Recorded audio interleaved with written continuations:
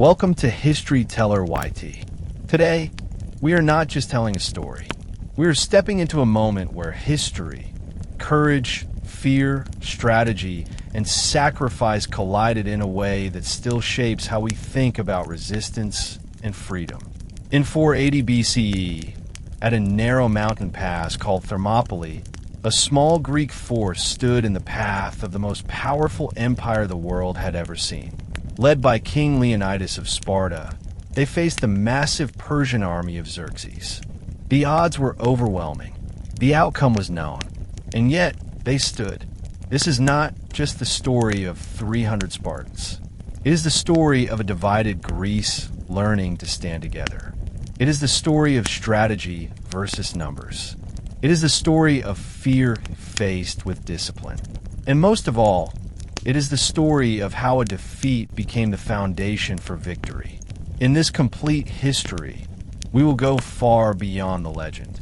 We will explore the world before Thermopylae, the decisions that led to it, the brutal reality of the battle itself, the betrayal that sealed its fate, and the long shadow it cast over Greek history and human thought. By the end, you will understand why Thermopylae was not about winning a battle, but about changing what was possible. Why its meaning grew after the fighting stopped, and why, more than 2,000 years later, we still talk about a stand that was never meant to succeed. This is the full story. This is Thermopylae, and this is History Teller YT. By the early 5th century BCE, the ancient world was shaped by a delicate balance of power, tradition, and ambition. Across Asia Minor, the vast Persian Empire stretched farther than any empire before it.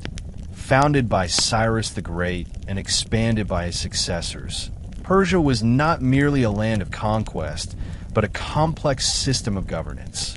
Satraps ruled provinces, local customs were often respected, and roads connected distant regions with remarkable efficiency.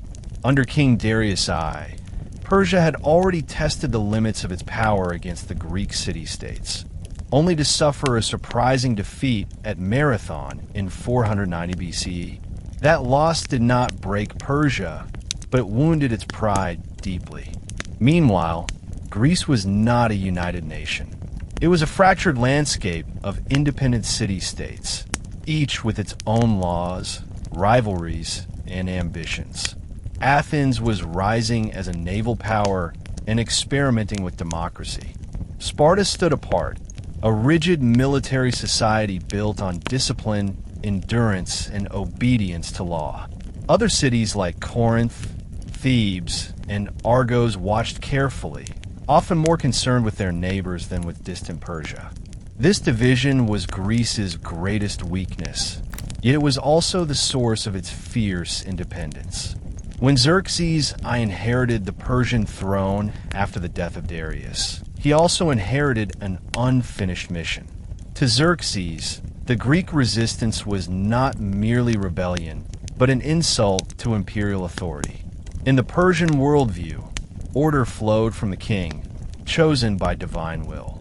Defiance, especially by small city-states on the edge of the empire, could not be tolerated. Preparations for a second invasion began years in advance. Bridges were planned, supply depots established, and armies gathered from every corner of the empire. As rumors of Persian preparations spread across the Aegean, fear mixed with disbelief among the Greeks. Many doubted that resistance was even possible.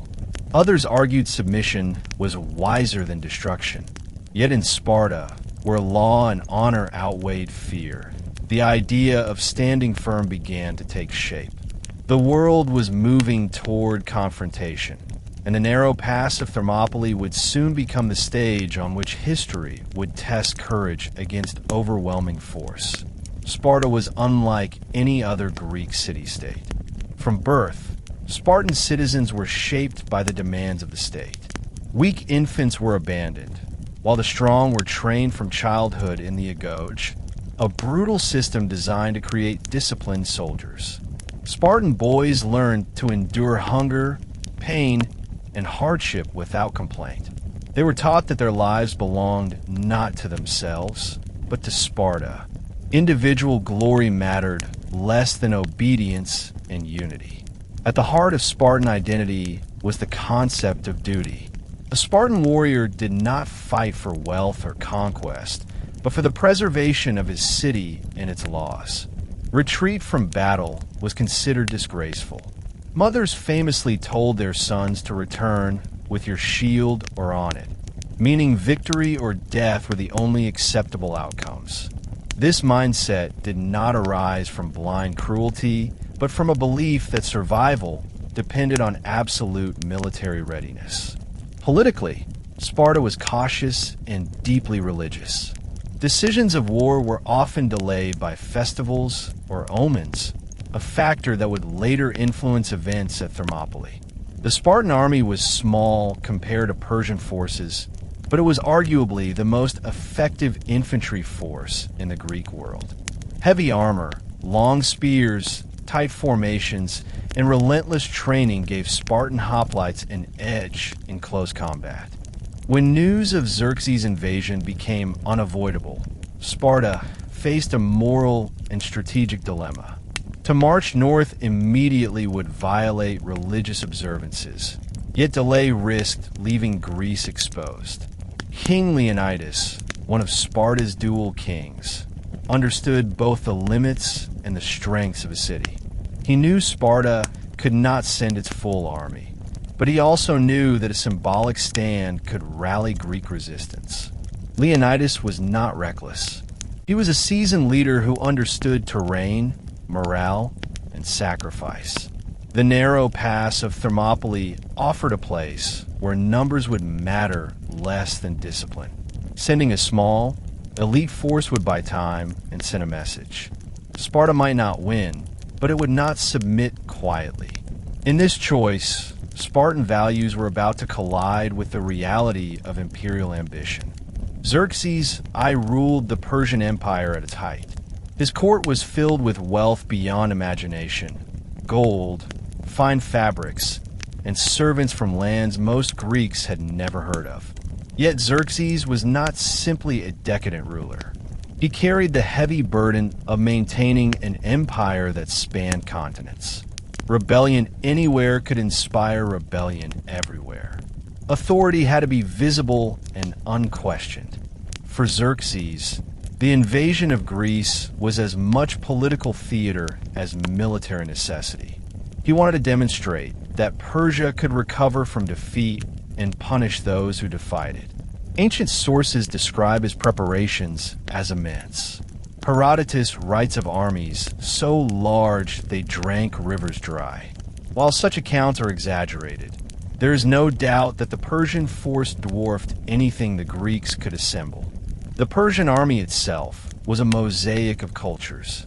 Medes, Persians, Egyptians, Babylonians, and many others marched under Xerxes' banner. Each group brought its own weapons and fighting styles. At the core stood the Immortals, an elite Persian unit whose numbers were always kept at 10,000. Their presence symbolized the eternal strength of the empire. Xerxes believed that sheer scale would crush resistance. He expected Greek cities to surrender as his army advanced. When some did, it confirmed his confidence. Yet he underestimated the psychological dimension of Greek warfare. For the Greeks, especially the Spartans, freedom was not a political slogan, but a way of life. Submission meant the end of their laws, customs, and identity. As Xerxes' forces moved toward Greece, messages were sent demanding earth and water, symbols of submission. Some cities complied. Others hesitated. Sparta did not respond. The silence was deliberate. It was a statement that would soon be answered not with words, but with blood. The stage was set, and the road to Thermopylae lay open before both empires and ideals. The movement of Xerxes' army from Asia into Europe was an event without precedent in the ancient world. Years before the first soldiers stepped on a Greek soil, the Persians transformed logistics into a weapon. Engineers bridged the Hellespont with massive pontoon bridges. binding ships together to create a floating roadway.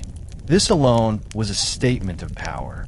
Nature itself was being forced to obey the will of the great king. When storms destroyed the first bridges, Xerxes famously ordered the waters whipped and branded, a symbolic act meant to assert dominance over chaos rather than a literal punishment. As the army crossed into Thrace and Macedonia, its presence reshaped the landscape. Roads were widened, supplies stockpiled, and local rulers compelled to submit. Some regions welcomed the Persians, seeing opportunity rather than threat. Others complied out of fear. The Persian system allowed local elites to retain power as long as they acknowledged imperial authority. This made surrender attractive, especially to those who doubted Greek unity. To the Greeks watching from afar, reports of the invasion grew more terrifying with each retelling. Numbers were exaggerated, sometimes intentionally, sometimes through genuine disbelief. The psychological impact was immense. Never before had such a force approached Greece. Even hardened warriors struggled to imagine resisting an army drawn from dozens of nations, backed by endless resources. Yet the Persian march was not flawless. Moving such a massive force required constant coordination. Supply lines stretched thin, and discipline varied between units. The farther Xerxes moved from the imperial heartland, the more he depended on speed and intimidation rather than sustained occupation.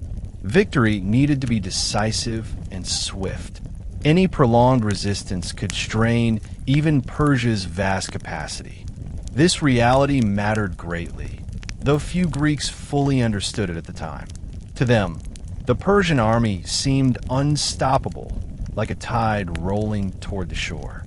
The question was no longer whether Persia would arrive, but whether Greece would face it together or fall apart before the first battle was fought. As Persia advanced, Greek city-states were forced to confront hard choices. Assemblies met, envoys traveled, and debates grew heated.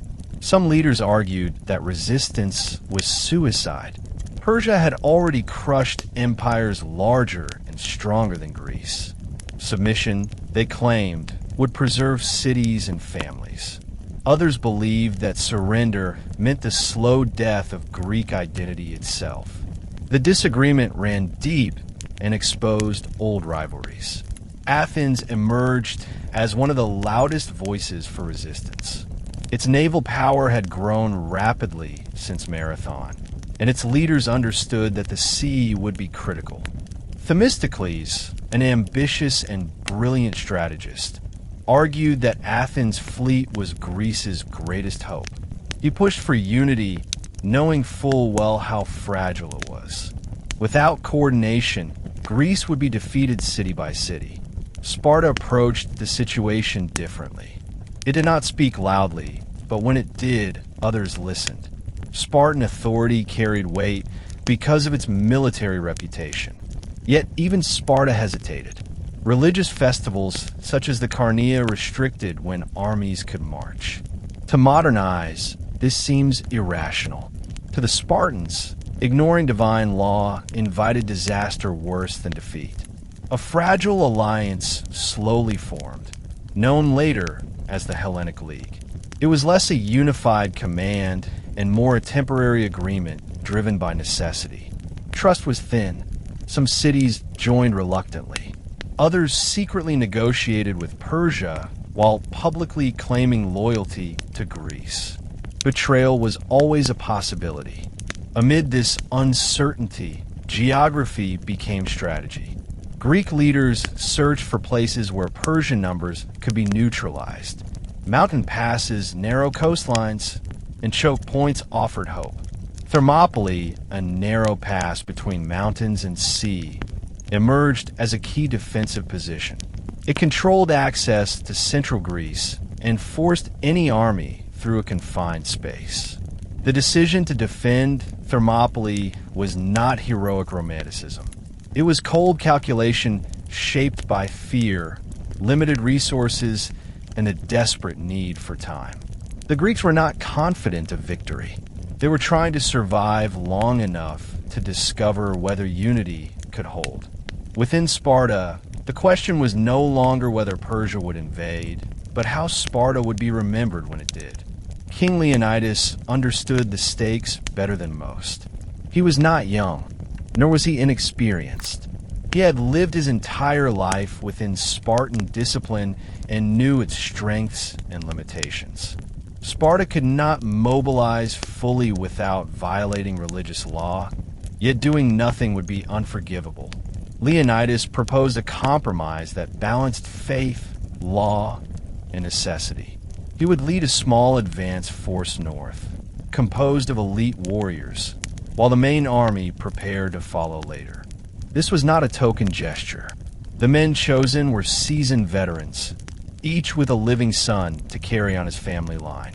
This detail mattered deeply. It suggested that Leonidas understood the mission might be fatal. The number 300 was not magical, but symbolic. These men represented the ideal Spartan hoplite, disciplined, loyal, and prepared to die without hesitation. They would not fight alone. Allies from other Greek cities would join them. But the presence of Spartans would anchor the defense both physically and morally. Leonidas' decision carried an unspoken message. Sparta would not hide behind excuses or rituals while others bled.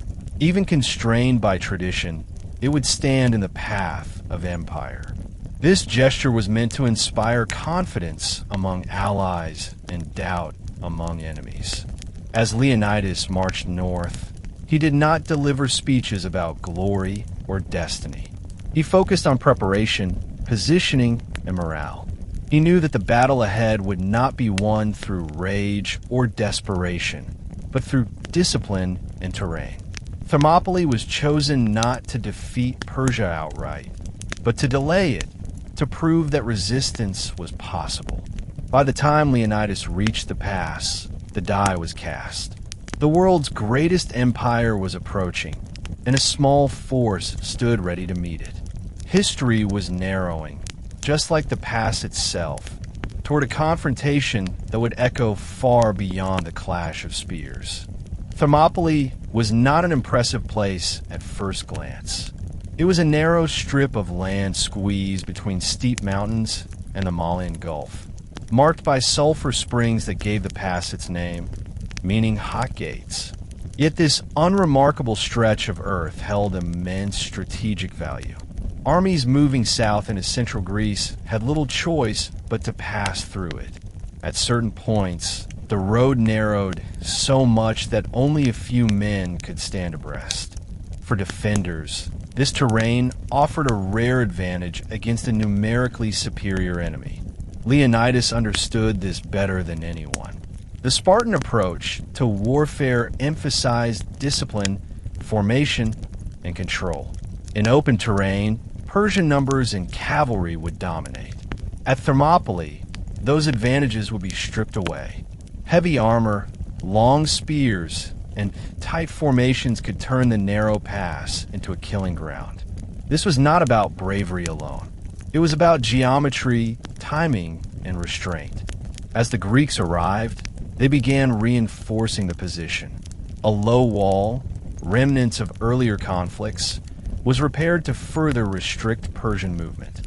Allied contingents took their positions alongside the Spartans.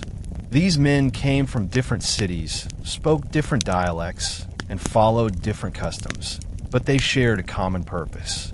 For many, this was the first time they had fought shoulder to shoulder.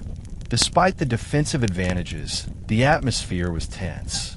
Everyone knew they were facing an enemy of unprecedented scale.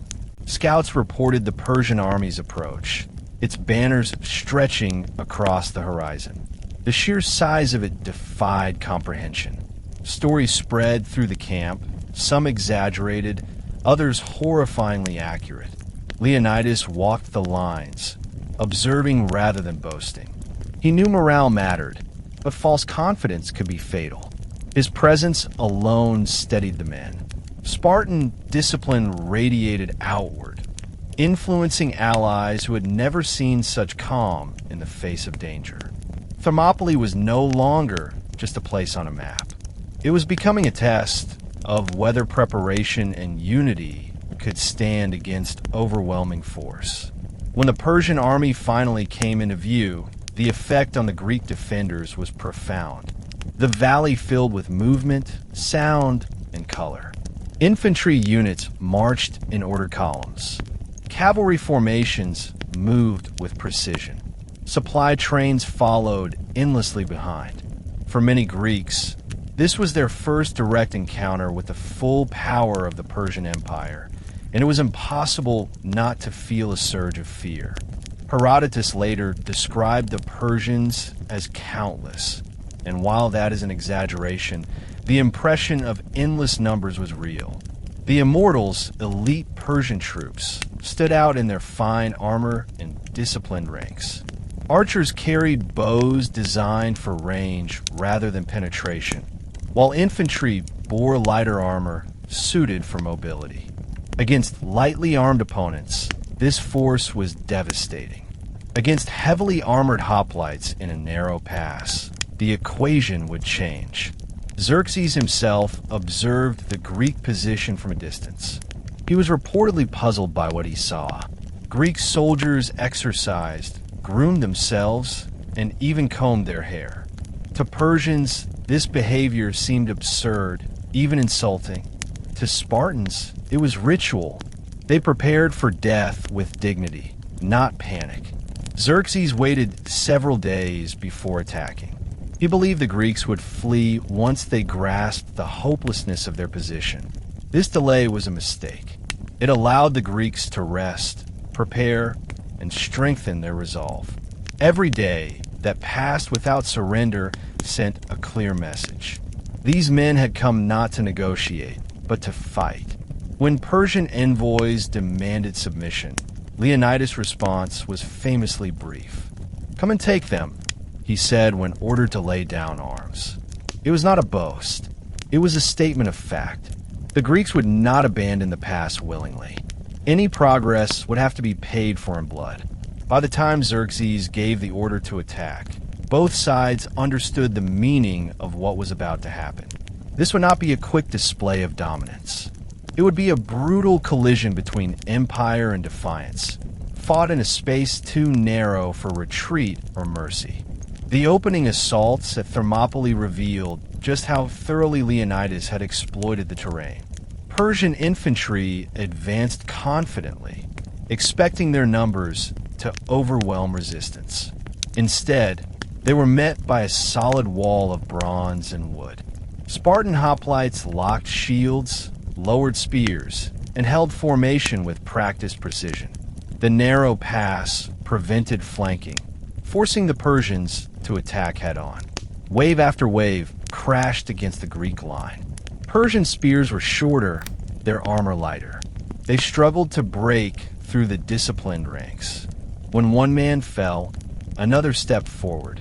The Spartans rotated their front lines methodically, ensuring that exhaustion never broke the formation. This was not chaos. It was controlled violence. Greek allies fought alongside the Spartans, inspired by their example. While not all were equally trained, the presence of Spartan warriors created stability. The Greeks used feigned retreats, drawing Persians forward before closing ranks again. Every tactic aimed to maximize the advantages of the terrain and minimize exposure. Xerxes watched in disbelief as his forces failed repeatedly. He committed better troops than elite units. Even the Immortals were unable to break the line. Casualties mounted and Persian confidence faltered. This was not how imperial battles were supposed to unfold. The Greeks were not supposed to endure. For the defenders, the cost was real. Arms ached, wounds accumulated, and fatigue set in. Yet morale remained high. Each successful defense reinforced the belief that Persia was not invincible. Time, the Greeks' most valuable resource, was being bought with sweat and blood. By the end of the first day, the ground at Thermopylae was littered with bodies. The pass still held. Leonidas knew the battle was far from over, but the opening clash had achieved something vital. It had shattered the illusion of effortless Persian victory. The world was watching, and Thermopylae had already begun to earn its place in history. The second day at Thermopylae began not with sudden violence, but with a heavy sense of inevitability. Both sides understood that the battle had shifted from shock to endurance. Xerxes could not retreat without losing authority, and the Greeks could not abandon the pass without opening the heart of Greece to invasion. The conflict had become a test of will as much as strength. Persian commanders adjusted their tactics. Instead of reckless mass assaults, they attempted more measured advances, probing for weaknesses in the Greek line. Yet the geography remained unforgiving. The narrow pass forced Persian soldiers into compressed formations, negating their numerical advantage. Each attack still met the same disciplined response. Shields overlapped, spears thrust forward, and the Greeks held their ground with grim consistency. Fatigue now became a central factor. The Spartan system of rotating fighters allowed them to manage exhaustion better than their enemies, but no one was immune. Muscles cramped, hands blistered, and wounds reopened. The smell of blood mixed with sulfur from the nearby springs, creating an atmosphere both physical and psychological in its intensity. For the Greeks, retreat was not an option. For the Persians, advance had become increasingly costly. Xerxes ordered fresh troops forward repeatedly, expecting sheer persistence to succeed where force had failed. Yet every failed assault damaged Persian morale. Soldiers who had never known defeat now faced a wall that refused to break. Whispers spread through the ranks. If these few men could hold the pass, what awaited deeper in Greece? Leonidas observed everything. He adjusted formations, reinforced weaker points, and maintained discipline. He knew the Greeks could not win indefinitely. Every hour gain mattered. Somewhere beyond the mountains, Greek cities were preparing defenses, fleets assembling, and alliances strengthening. Thermopylae was buying that time at a terrible price. By the end of the second day, the ground was churned into mud and blood. The pass still stood, but cracks were forming, not in the Greek line, but in the broader reality of their position. Endurance had limits, and fate, shaped by human choice, was moving closer. While armies clashed openly in the pass, a quieter and more decisive moment unfolded elsewhere. A local Greek named Ephialtes approached the Persian camp. He was not a soldier or a commander, but his knowledge was more valuable than any weapon. He knew of a mountain path, the Anapeia Trail, that bypassed the narrow defenses of Thermopylae. Ephialtes' motives have been debated for centuries. Some ancient sources describe greed, others resentment or fear. What matters is not his reasoning, but the consequence of his choice. He offered Xerxes a way around the Greek position, a route that would place Persian forces behind the defenders and trap them between two armies. Xerxes immediately recognized the opportunity. This was the solution he had sought. Not brute force, but maneuver. He dispatched a detachment of elite troops under cover of night, guided by Ephialtes along the hidden path. The plan was precise. By dawn, the Persians would emerge behind the Greeks, collapsing the defense without further costly frontal assaults. The path was not entirely unguarded. A small Greek force, the Phocians, had been stationed to watch it. When they heard movement in the darkness, confusion followed. Mist and unfamiliar terrain worked in Persia's favor. The Phocians, believing they were the target, withdrew to higher ground. The Persian force passed by them, continuing toward the rear of the Greek line. The betrayal was not yet known at the main pass, but its effects were already unfolding. Thermopylae's greatest strength, its geography, had been compromised. The Greeks had prepared for overwhelming force from one direction. They now faced encirclement. This moment defines the tragic dimension of Thermopylae. The stand was not undone by weakness or fear among the defenders, but by human betrayal. Knowledge, wielded without honor, proved more powerful than thousands of spears. History often turns not on armies alone, but on individuals whose names become synonymous with ruin. News of the Persian maneuver reached Leonidas before dawn.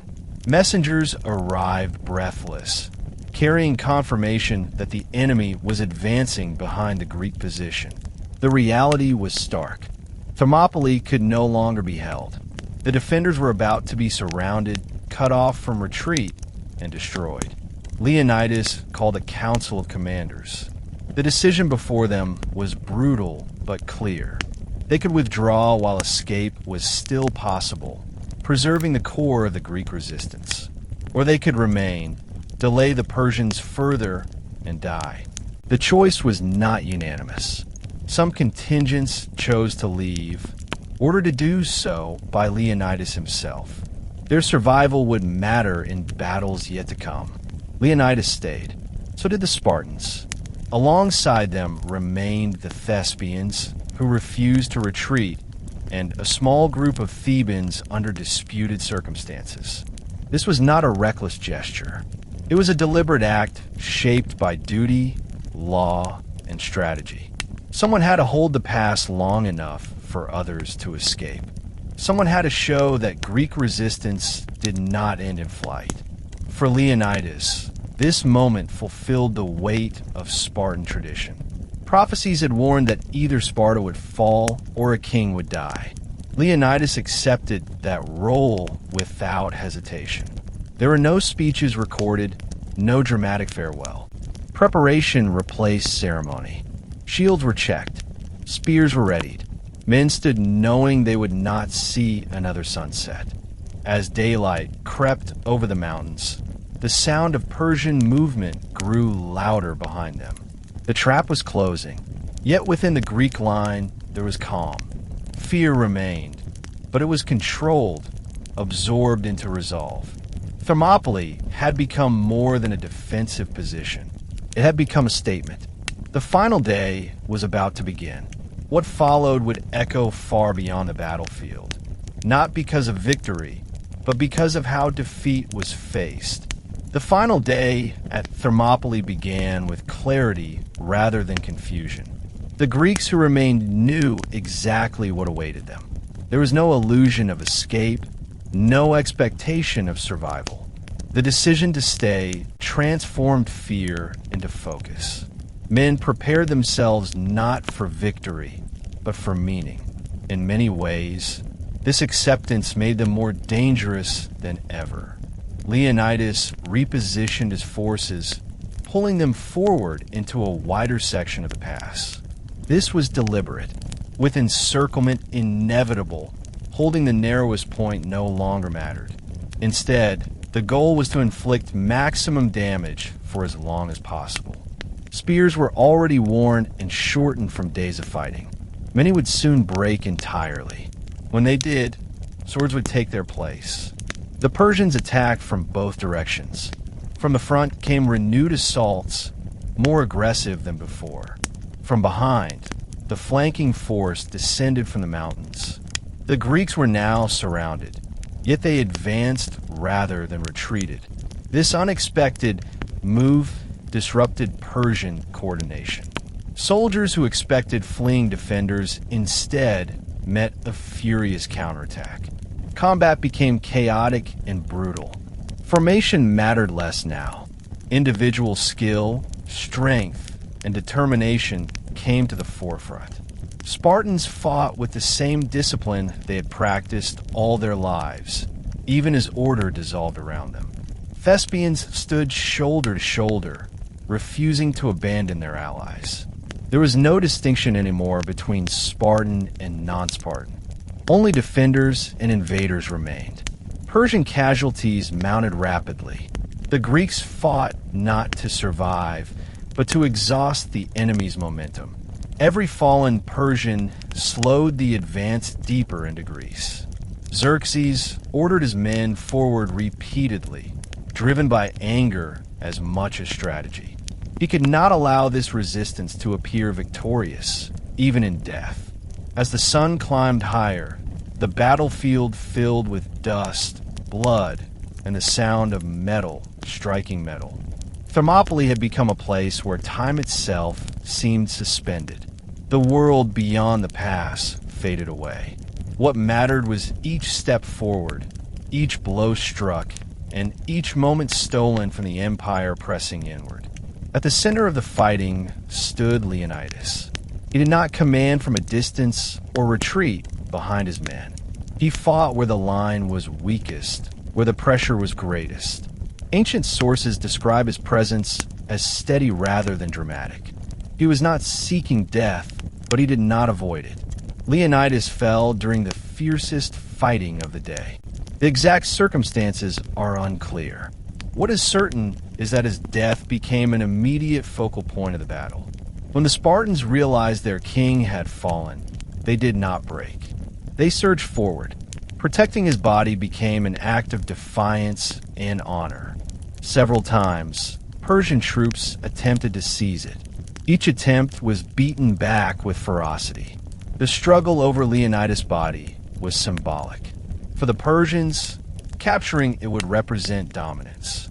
For the Greeks, losing it would mean dishonor. The fighting around him was among the bloodiest of the entire battle. Men died not for territory, but for the principle that their king would not be taken as a trophy. Eventually, the Greeks withdrew with Leonidas' body to a small hill near the pass. This became their final position. By now, most spears were broken. Swords were chipped. Some fought with daggers, others with bare hands. Shields splintered under repeated blows. Still, the defenders refused to surrender. Xerxes, watching from a distance, ordered missile troops forward. Archers took position and began firing volleys into the Greek cluster. The famous phrase attributed to the Spartans, that they would fight in the shade, captured the reality of this moment. Arrows darkened the sky. One by one, the remaining defenders fell. The death of Leonidas marked the end of organized resistance at Thermopylae. But it did not mark defeat in the way Xerxes had expected. There was no panic, no collapse into chaos. The Greeks died where they stood, weapons in hand, facing their enemy. In doing so, they transformed loss into legacy. When the fighting finally ended, Thermopylae fell silent. The past that had echoed with clashing steel and shouted commands now lay still. Persian soldiers moved cautiously among the dead, wary of any remaining resistance. What they found was a field of bodies that testified to the cost of victory. Xerxes ordered Leonidas' body located.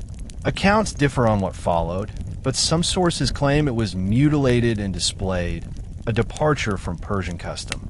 If true, this act reflected anger rather than confidence. The resistance at Thermopylae had not merely delayed the Persian advance. It had challenged the image of invincibility upon which the empire relied. For the Persians, the road to central Greece was now open. Strategically, Thermopylae was a victory. Yet it came at a price that could not be erased. Thousands had fallen to overcome a few hundred defenders. More importantly, the psychological balance had shifted. Greek resistance had proven effective, even in defeat. Word of the stand spread quickly. Among the Greeks, it became a rallying point. Cities that had hesitated now reconsidered. The sacrifice had bought time, but it had also bought belief. The idea that Persia could be resisted, that discipline and unity mattered more than numbers, took hold. Thermopylae did not end the war. It reshaped it.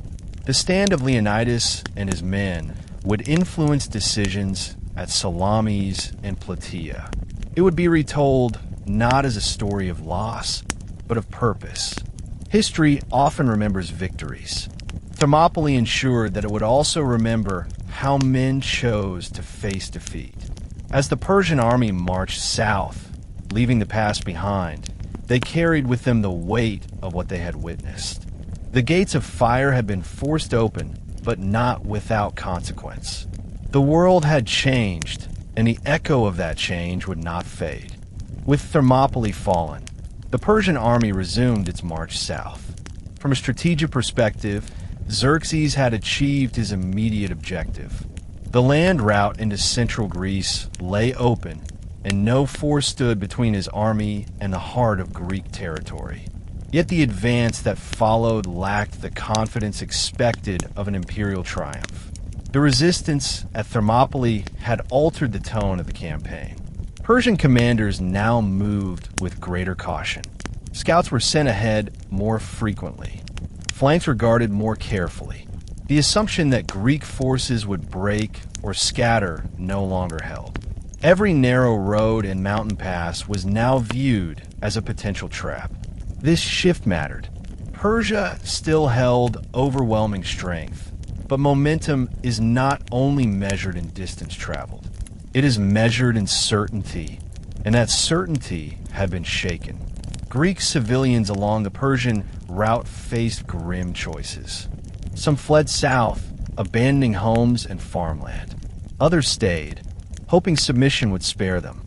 Xerxes continued to accept surrender where offered, reinforcing the image of imperial mercy, but destruction followed resistance.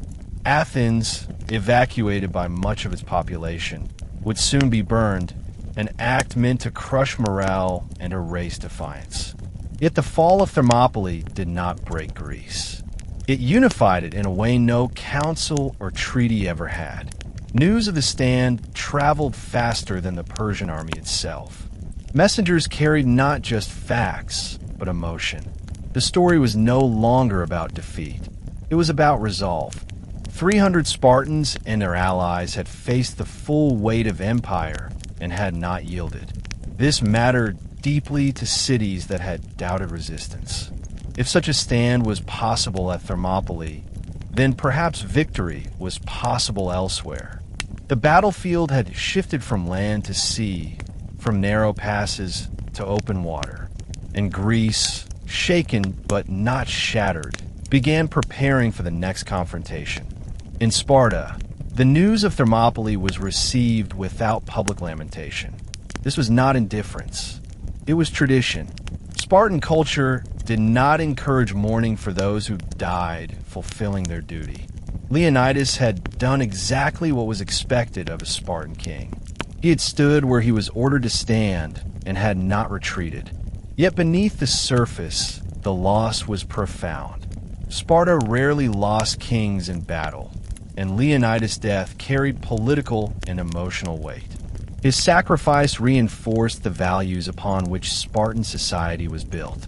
Obedience to law, acceptance of fate, and devotion to the state were not abstract ideals. They were lived realities. A monument would later be erected at Thermopylae bearing a simple inscription, telling passers-by to go tell Sparta that the men who lay there obeyed her laws. That message was not for enemies. It was for Spartans themselves. It affirmed that the social contract between citizen and state had been honored, even at the highest cost. Sparta did not withdraw from the war. If anything, its commitment hardened. The full Spartan army would later march north, unconstrained by religious delay, to confront Persia again. Thermopylae had not been an end. It had been a beginning. Leonidas became more than a fallen king. He became a reference point. His actions defined what Spartan leadership looked like in its purest form.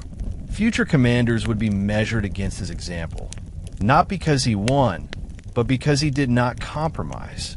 While Thermopylae shaped the land war, its true impact may have been felt most strongly at sea.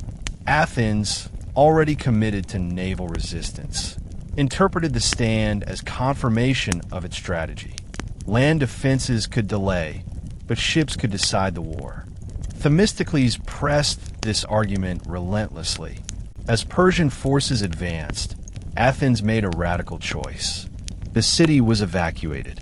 Its population moved to nearby islands and the Peloponnese. This decision was painful and controversial, but it reflected a shift in thinking. Athens itself was no longer the prize. The survival of Greek independence was. When Xerxes burned Athens, the act shocked the Greek world. Temples were destroyed, sacred spaces defiled. Yet instead of breaking resistance, the destruction fueled anger and determination. Thermopylae had already shown that sacrifice could serve a greater purpose. Athens now embodied that lesson on a civic scale. The Greek fleet gathered at Salamis, a narrow strait that mirrored Thermopylae in naval terms. Once again, geography would be used to offset Persian numbers. Once again, patience and discipline would matter more than sheer strength. Thermopylae had taught the Greeks how to lose without surrendering. That lesson would soon be applied to winning. The stand at the hot gates had bought time, unity, and belief. These were not abstract gains. They were the foundation upon which the next victories would be built. The war was far from over, but Greece was no longer reacting. It was adapting, and that change began with men who chose to stand when retreat would have been easier. After the fall of Athens, Greece stood at a crossroads. The city that had championed resistance lay in ruins, its temples burned, its streets empty. For Xerxes, this destruction was meant to signal the inevitable collapse of Greek morale. Cities were supposed to submit once their cultural and religious centers were shattered. Yet once again, the Persian king misunderstood his enemy. The evacuation of Athens had already transformed Greek thinking. Survival was no longer tied to walls or land. It was tied to unity and control of the sea. The Greek fleet, now the centerpiece of resistance, gathered near the island of Salamis. Ships from Athens, Sparta, Corinth, and other cities formed a tense but determined coalition. Old rivalries simmered beneath the surface, but the memory of Thermopylae loomed over every discussion. Thermopylae had shown what disciplined resistance could achieve, even in defeat. Salamis would apply that lesson differently. Themistocles understood that the Persian fleet, like its army, relied on numbers and intimidation. In open water, Persian ships could surround and overwhelm Greek vessels. In narrow waters, coordination would break down. Greek commanders argued fiercely over strategy. Some wanted to retreat farther south, defending the Peloponnese. Others feared that doing so would fracture the alliance and abandon remaining Greek cities. Themistocles pressed for battle at Salamis, insisting that this was the moment to act. Delay would only strengthen Persian control. Underlying these debates was a shared awareness of sacrifice. The men who had died at Thermopylae had not done so to buy endless retreat. They had bought a chance to fight on better terms. To waste that chance would dishonor them. Slowly, reluctantly, the alliance accepted Themistocles' plan. The Greek fleet prepared itself, knowing the outcome would decide more than a single battle. If Salamis failed, organized resistance might collapse entirely. The stakes were nothing less than the future of Greece. Xerxes approached Salamis with confidence restored by conquest. Athens lay in ashes. Much of central Greece was under Persian control. From his perspective, Greek resistance was already broken. The remaining fleet, crowded into narrow waters, appeared vulnerable rather than dangerous. The Persian navy was vast, drawn from Phoenicia, Egypt, Cyprus, and other maritime regions of the empire. Many of its sailors were experienced and skilled. Yet coordination across languages, command structures, and traditions posed challenges. These challenges mattered little in open seas, where numbers could compensate. In confined waters, they would prove costly. Xerxes positioned himself on a hillside overlooking the strait. constructing a throne from which he could observe the battle.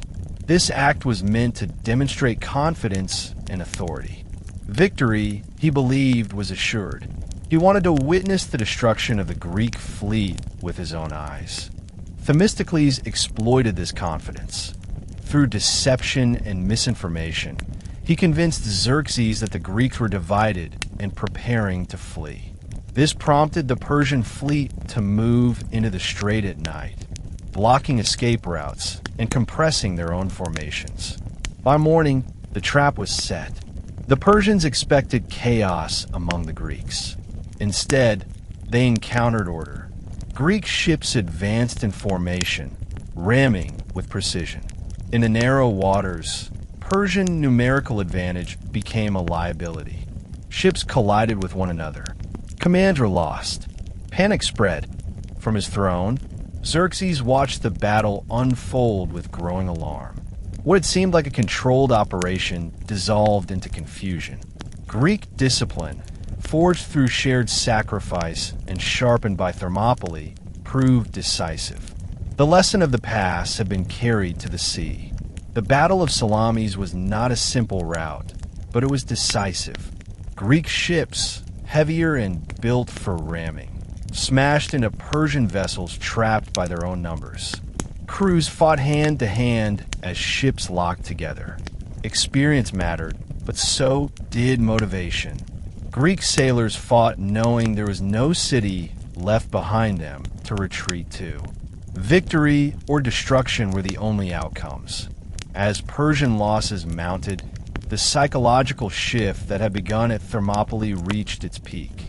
Persian commanders realized they were no longer facing a fragmented collection of city-states. They were facing a unified force shaped by hardship and sacrifice. The Greek fleet did not scatter. It pressed the attack relentlessly. By the end of the day, the Persian navy was badly damaged. Xerxes was forced to reconsider his entire campaign. Without naval dominance, supplying his massive army became risky. The empire that had seemed unstoppable now faced logistical and strategic limits.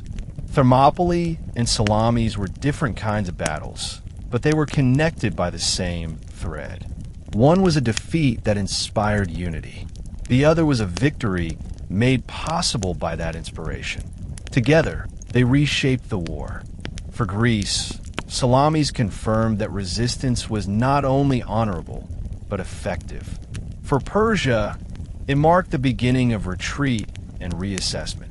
Xerxes would soon return to Asia, leaving his generals to continue the fight. The stand at Thermopylae had not ended the war, but it had defined its character. Salamis proved that sacrifice could be transformed into success. History would remember both not as isolated events, but as chapters in a single story of defiance against empire. After the defeat at Salamis, Xerxes faced a reality he had not anticipated. His invasion had lost its momentum. The destruction of the Greek fleet had been central to his plan, ensuring secure supply lines and complete dominance. Without naval superiority, his massive army became a liability rather than a strength.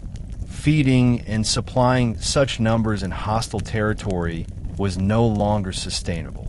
Xerxes made the decision to withdraw the bulk of his forces back to Asia. This was not a full retreat, but it was a clear admission that the campaign would not end quickly. He left behind a substantial army under the command of Mardonius, a capable general tasked with finishing the conquest of Greece. The war had entered a new phase, one defined less by shock and awe and more by endurance and strategy. For the Greeks, Xerxes' departure was a psychological victory. The great king himself had come to conquer them, and he had failed. Thermopylae had shown that Persia could be resisted. Salamis had shown that Persia could be beaten. Together, these events transformed Greek confidence. The alliance that had once seemed fragile now held firm. Yet victory was not assured. Mardonius' army remained dangerous, well-trained, and determined. Greece itself was exhausted. Fields had been burned, cities destroyed, and populations displaced. The war had taken a heavy toll. Still, the Greeks chose to continue the fight, driven by a belief forged in sacrifice. Thermopylae remained a constant reference point. Leaders invoked the stand of Leonidas not as a symbol of death, but of responsibility. The fallen had held their ground so others could fight on. That obligation now rested on those still living. The invasion had failed to break Greece in a single blow. Instead, it had hardened it. What followed would determine not only the outcome of the war, but the future balance of power in the ancient world. The final decisive land battle of the Persian invasion took place at Plataea in 479 BCE. Unlike Thermopylae, Plataea offered open terrain, favoring larger armies. This time, however, the Greeks were ready. Sparta, Athens, and their allies assembled a force that reflected unprecedented cooperation. Old rivalries remained, but survival outweighed pride.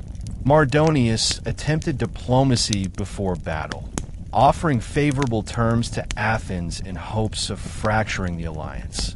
The offer was rejected. Athens remembered the burning of its city and the sacrifice of those who had died defending Greece. Thermopylae had already answered the question of submission. When battle was joined, the fighting was fierce and prolonged. Spartan hoplites once again demonstrated their discipline, but this time they were supported by a fully committed alliance. The Persians fought bravely, but their lighter equipment struggled against heavily armored Greek infantry in sustained combat. Mardonius was killed during the battle, and Persian resistance collapsed soon after. Plataea marked the definitive end of Xerxes' invasion. Almost simultaneously, a Greek naval victory at Mycale destroyed the remaining Persian fleet in the Aegean. The war that had begun with overwhelming Persian confidence ended in coordinated Greek success. Thermopylae was present in spirit, if not in form. The lessons learned there about terrain, unity, and resolve shaped every major decision that followed. The Greeks had learned how to fight together, and more importantly, why they were fighting.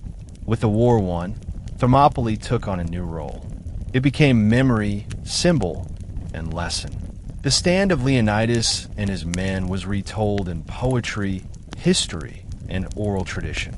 It was not remembered as a failure, but as a necessary sacrifice that made victory possible.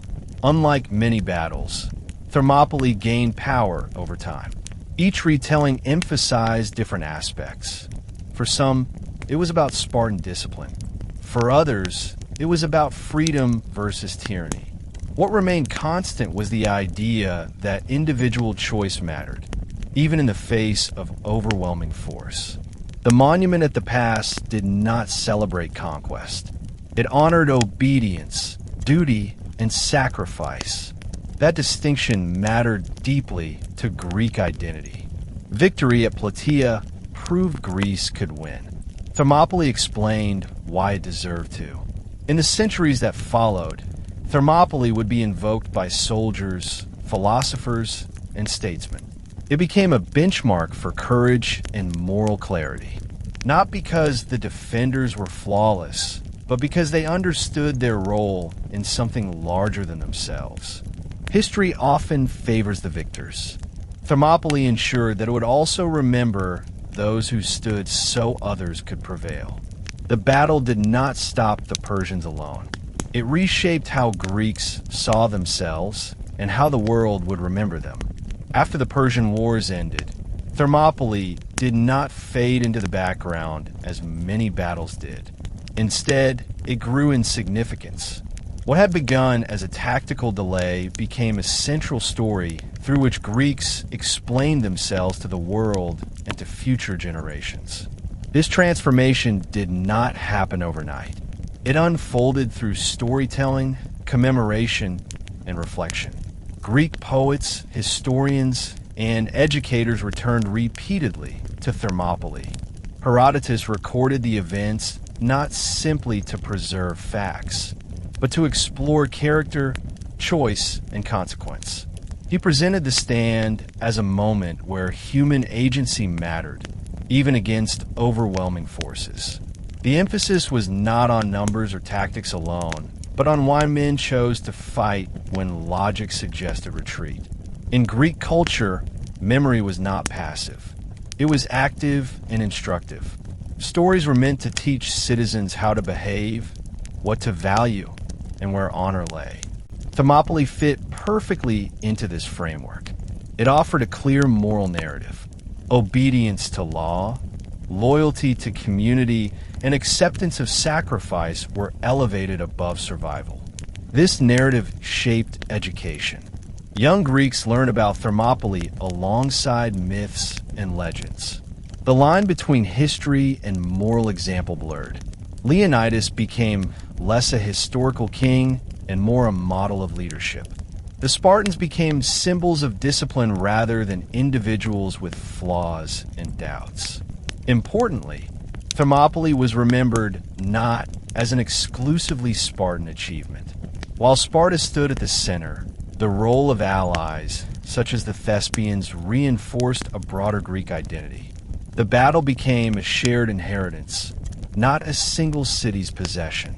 By turning Thermopylae into memory rather than mere event, the Greeks ensured it would continue shaping thought long after the sound of battle had faded.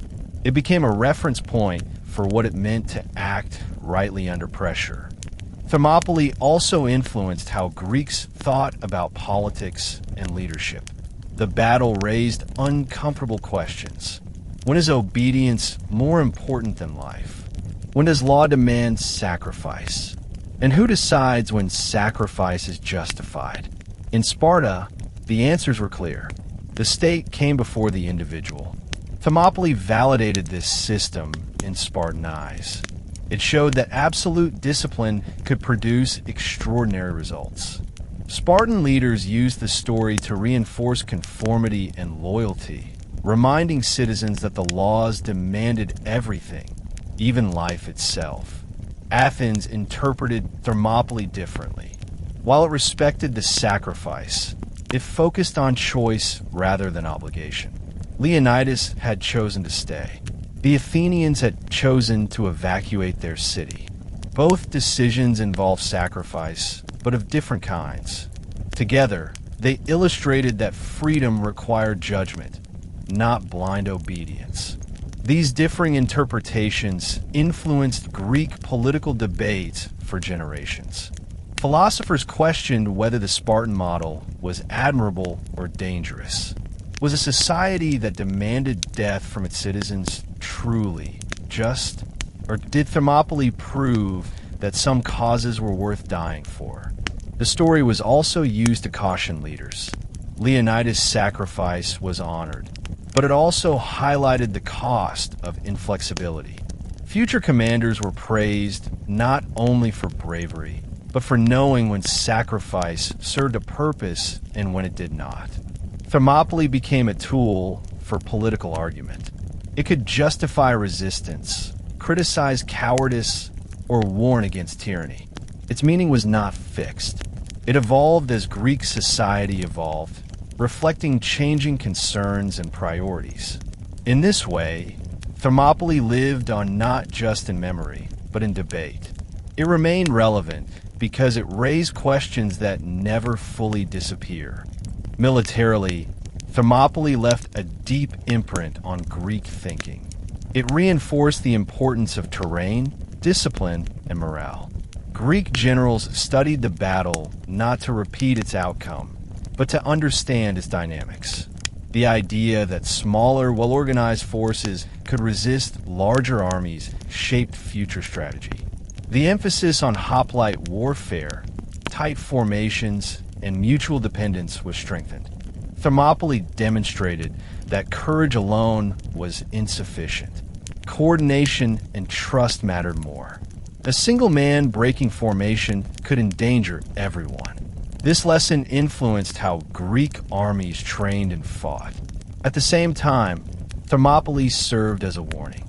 It showed that no position was invulnerable. Knowledge, betrayal, and maneuver could overcome even the strongest defense. Later Greek commanders paid closer attention to intelligence and local alliances, aware that enemies might exploit weaknesses beyond the battlefield.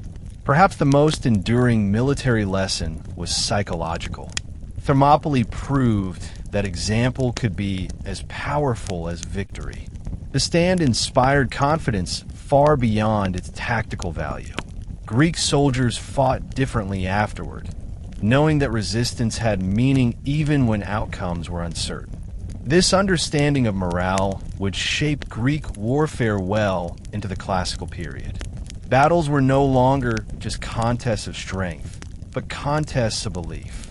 Who believed more deeply in their cause often fought harder and longer. Thermopylae became a measuring stick.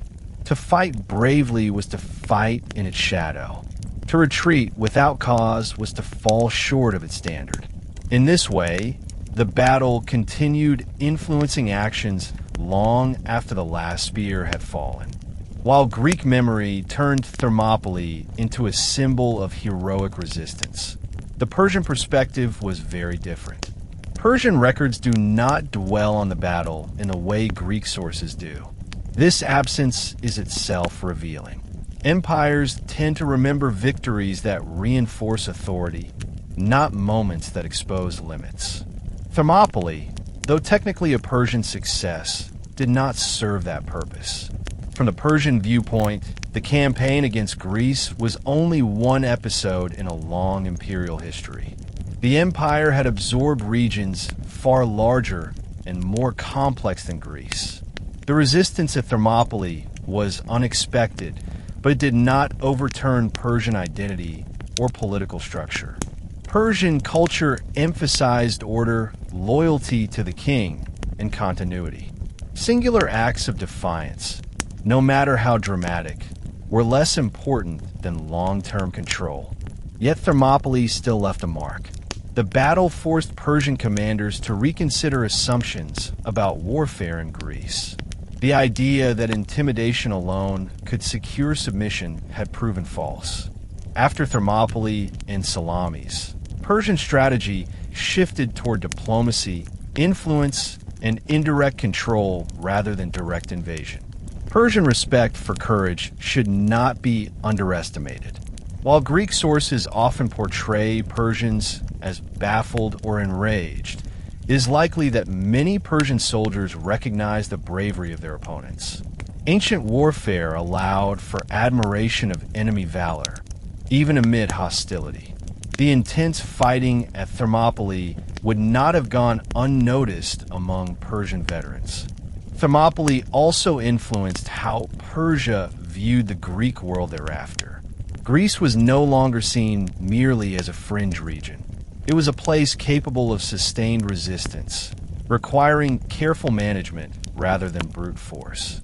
In this sense, the stand at the pass altered imperial calculations, even if it did not enter Persian legend in the same way it entered Greek memory. Centuries later, as Rome rose to dominate the Mediterranean, Thermopylae found a new audience. Roman writers and leaders admired Greek history and actively studied it. To them, Thermopylae was not simply a Greek story. It was a lesson in civic duty and military discipline that resonated deeply with Roman values. Roman historians such as Livy and later writers framed Thermopylae as an example of virtus, the Roman ideal combining courage, honor, and service to the state. Leonidas became a model not just of bravery, but of leadership that placed public duty above personal survival. Roman generals referenced Thermopylae when encouraging troops to hold difficult positions or accept hardship for the greater good. However, Romans also adapted the story to fit their worldview. Where Greeks emphasized freedom and law, Romans emphasized order and authority. Thermopylae became less about resisting empire and more about loyalty to the state. The meaning shifted subtly but significantly. Roman military thought also drew practical lessons from the battle. The importance of terrain, disciplined formations, and morale aligned well with Roman legionary doctrine. At the same time, Roman writers used the betrayal of Thermopylae to emphasize vigilance and intelligence, reinforcing the idea that no defense is secure without awareness of human weakness. In Roman hands, Thermopylae became universal rather than specifically Greek. It was a story about how individuals should behave under pressure, regardless of culture. This reinterpretation helped preserve the battle's relevance long after the political world that produced it had disappeared. By the time the ancient world gave way to later eras, Thermopylae had fully crossed the boundary from historical event to timeless symbol. Medieval scholars encountered it through classical texts. Renaissance thinkers rediscovered it as part of their engagement with ancient ideals. Each era found something different in the story. In times of war, Thermopylae was invoked to inspire resistance against overwhelming odds. In times of peace, it was studied as an ethical case, asking what duty demands when success is unlikely. The battle's power lay in its ambiguity. It did not offer an easy answer. It showed sacrifice without immediate reward, obedience without victory, and honor without survival. This flexibility allowed Thermopylae to endure. It could be claimed by soldiers, philosophers, and political leaders alike. It was cited in moments of national crisis and personal reflection. Few historical events achieved such adaptability, yet the core remained unchanged. At its heart, Thermopylae was about choice. Men chose to stand knowing the cost. That choice, more than the outcome, gave the battle its lasting force. It reminded later generations that history is not only shaped by those who win, but by those who decide how to face defeat. Thermopylae is no longer just a Greek memory. It is a shared human story, retold across cultures and centuries, because it addresses questions that never go away. As centuries passed, the story of Thermopylae slowly shifted from careful historical record to something closer to legend. This transformation was not sudden or intentional. It happened naturally, as stories were retold, shortened, dramatized, and adapted to the needs of different audiences. Each retelling emphasized certain elements while downplaying others, shaping how the battle was understood. Early historians like Herodotus attempted to balance fact with interpretation. Even he included speeches he could not have witnessed and numbers that modern scholars question. Yet his goal was not deception. Ancient history was meant to explain meaning as much as sequence. Thermopylae, with its stark moral clarity, invited embellishment. Over time, the complexity of the battle was simplified. The diverse Greek force became known simply as the 300. The role of allies like the Thespians faded from popular memory. The political debates, strategic calculations, and internal disagreements were replaced by a cleaner narrative of unity and sacrifice. This made the story easier to tell, but less complete. Leonidas himself evolved into a near-mythical figure. His doubts, compromises, and strategic reasoning disappeared, replaced by an image of absolute certainty. This version of Leonidas spoke in perfect lines and embodied idealized courage. The real man, shaped by religion, law, and limitation, became harder to see. This process did not diminish Thermopylae's importance. It changed its function. The battle was no longer only a historical lesson. It became a moral story, meant to inspire rather than inform. Like many legends rooted in real events, its power grew as its edges softened. Understanding this transformation helps explain why Thermopylae continues to resonate. Legends endure not because they are precise, but because they speak to shared values. Thermopylae survived because it could be reshaped without losing its core. In the modern era, Thermopylae entered a new phase of retelling. Novels, films, graphic art, and political speeches brought the story to audiences far removed from ancient Greece. Each medium added its own emphasis, often prioritizing drama and emotion over historical nuance. Modern retellings tend to focus heavily on visual contrast. A small group of warriors stands against a vast, faceless enemy. This framing fits well with contemporary storytelling, which often favors clear heroes and villains. The Persians, once a complex imperial society, are reduced to symbols of tyranny or excess. The Greeks become universal defenders of freedom. These interpretations reflect modern concerns as much as ancient ones. Thermopylae is often used to explore themes of resistance, identity, and sacrifice in the face of perceived oppression. The battle becomes a mirror for contemporary struggles, whether political, cultural, or personal. However, this simplification carries risks. When the story is stripped of context, it can be misused. Thermopylae has sometimes been invoked to justify rigid thinking or glorify death without examining purpose. The original battle was not about death for its own sake. It was about buying time, preserving unity, and fulfilling obligation. Despite this, modern interest in Thermopylae has also sparked renewed historical inquiry. Popular portrayals have driven readers back to ancient sources, prompting questions about what really happened and why it mattered. In this way, myth and history feed into one another. The endurance of Thermopylae in popular culture shows that the battle still speaks to something fundamental.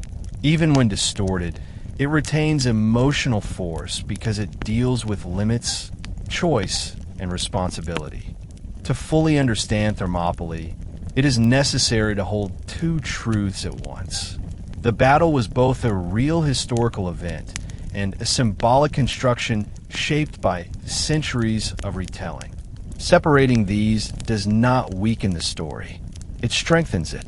Historically, Thermopylae was a calculated delaying action.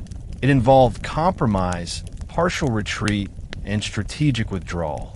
Not every defender stayed. Not every decision was heroic. These facts matter because they show that courage operates within constraint, not fantasy. Symbolically, Thermopylae represents the willingness to stand when retreat feels safer. That meaning does not depend on perfect accuracy. It depends on intention. Leonidas and those who stayed understood their role and accepted its cost. That choice remains powerful regardless of how the details are remembered. Modern audiences often want clear answers. Was Thermopylae a victory or a defeat? The truth is that it was both and neither. It failed tactically but succeeded strategically. It ended lives but strengthened a cause. Its value lies in contradiction. Recognizing this complexity prevents misuse. Thermopylae is not a call for endless sacrifice or blind obedience. It is a reminder that actions gain meaning through context and consequence. Sacrifice without purpose is tragedy. Sacrifice with purpose can shape history. By reclaiming the balance between myth and reality, Thermopylae becomes more relevant, not less. It stops being a frozen image of ancient warriors and becomes a living question. What do you hold when the cost is high and the outcome uncertain? Leadership at Thermopylae cannot be understood through the lens of victory alone. Leonidas did not lead an army expecting to win in the traditional sense. His task was more complex and more severe. He had to decide how lives would be spent, not how they would be saved. That burden defines the kind of leadership Thermopylae represents. Leonidas operated within strict limits. Spartan law, religious obligation, alliance politics, and military reality all constrained his choices. He could not summon the full Spartan army. He could not abandon the pass without consequences for Greek morale. He could not hold Thermopylae indefinitely. Leadership in this context meant choosing the least destructive path among many destructive options. One of Leonidas' most important decisions was allowing allied contingents to withdraw once encirclement became inevitable. This choice is often overlooked in popular retellings. It shows that his goal was not martyrdom for its own sake. He understood that the war would continue and that living soldiers mattered. Staying was not demanded of all. It was chosen by some. Leonidas also demonstrated a form of leadership that did not rely on charisma or speech-making. There are no recorded long speeches meant to inspire emotion. Instead, leadership was expressed through presence, consistency, and example. He stood where the danger was greatest. He did not separate himself from those he commanded. This style of leadership carried moral weight. It removed distance between command and consequence. When Leonidas chose to stay, he accepted the same risk as every other man beside him. That equality mattered deeply in a culture that valued shared burden. Thermopylae shows that leadership under extreme pressure is less about control and more about responsibility. Leonidas could not change the outcome, but he could shape its meaning. That distinction remains relevant far beyond ancient warfare. Thermopylae forces uncomfortable ethical questions. When, if ever, is it right to knowingly send men to their deaths? Does the value of a cause justify the certainty of loss? These questions troubled ancient thinkers as much as they trouble modern ones. In Greek thought, sacrifice was not inherently virtuous. It became meaningful only when aligned with justice, necessity, and proportion. The stand at Thermopylae met these criteria in Greek eyes because it served a clear strategic purpose. It delayed the Persian advance, strengthened unity, and shaped the outcome of the war. Without that context, the sacrifice would have been empty. Leonidas did not demand death. He created conditions where choice remained. Those who stayed did so with understanding. That distinction is critical. Ethical sacrifice requires consent, not coercion. Thermopylae is remembered precisely because the defenders chose to remain when retreat was possible. At the same time, the story warns against romanticizing death. The Greeks mourned their dead even as they honored them. The battlefield was not viewed as glorious. It was viewed as necessary. This balance between honor and grief is often lost in later retellings. Thermopylae also highlights the responsibility of leaders to ensure that sacrifice serves something beyond symbolism. If Leonidas had stayed merely to create a legend, his actions would be ethically questionable. He stayed because the delay mattered. The ethical legitimacy of the stand depends on that outcome. This lesson extends beyond warfare. Any decision that demands high cost from others requires clear purpose, honest communication, and shared risk. Thermopylae endures because it meets those standards, not because it avoids tragedy.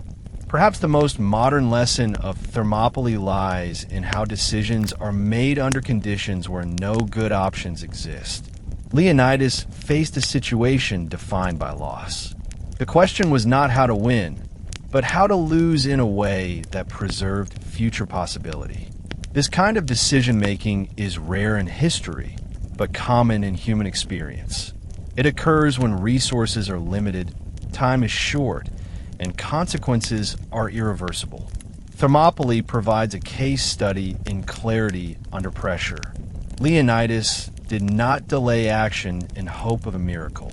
He accepted reality and acted within it. Crucially, he separated emotional response from strategic judgment. Fear, anger, and pride could not dictate decisions. Discipline, training, and shared values provided stability. This allowed the defenders to function even as the situation deteriorated. The choice to stand was not about refusing change. It was about directing it. By controlling how the defeat unfolded, Leonidas influenced what came next. Greek forces regrouped. Alliances held. Strategy shifted. The loss became constructive rather than paralyzing. Thermopylae reminds us that leadership is often measured not by outcomes, but by process. How decisions are made, how people are treated, and how responsibility is shared can matter more than success or failure. In this sense, Thermopylae is not only a military story, it is a human one. It speaks to moments when standing firm does not change what happens, but changes what it means. Courage at Thermopylae did not exist in the absence of fear. This is one of the most misunderstood aspects of the battle. The men who stood in the past were not fearless.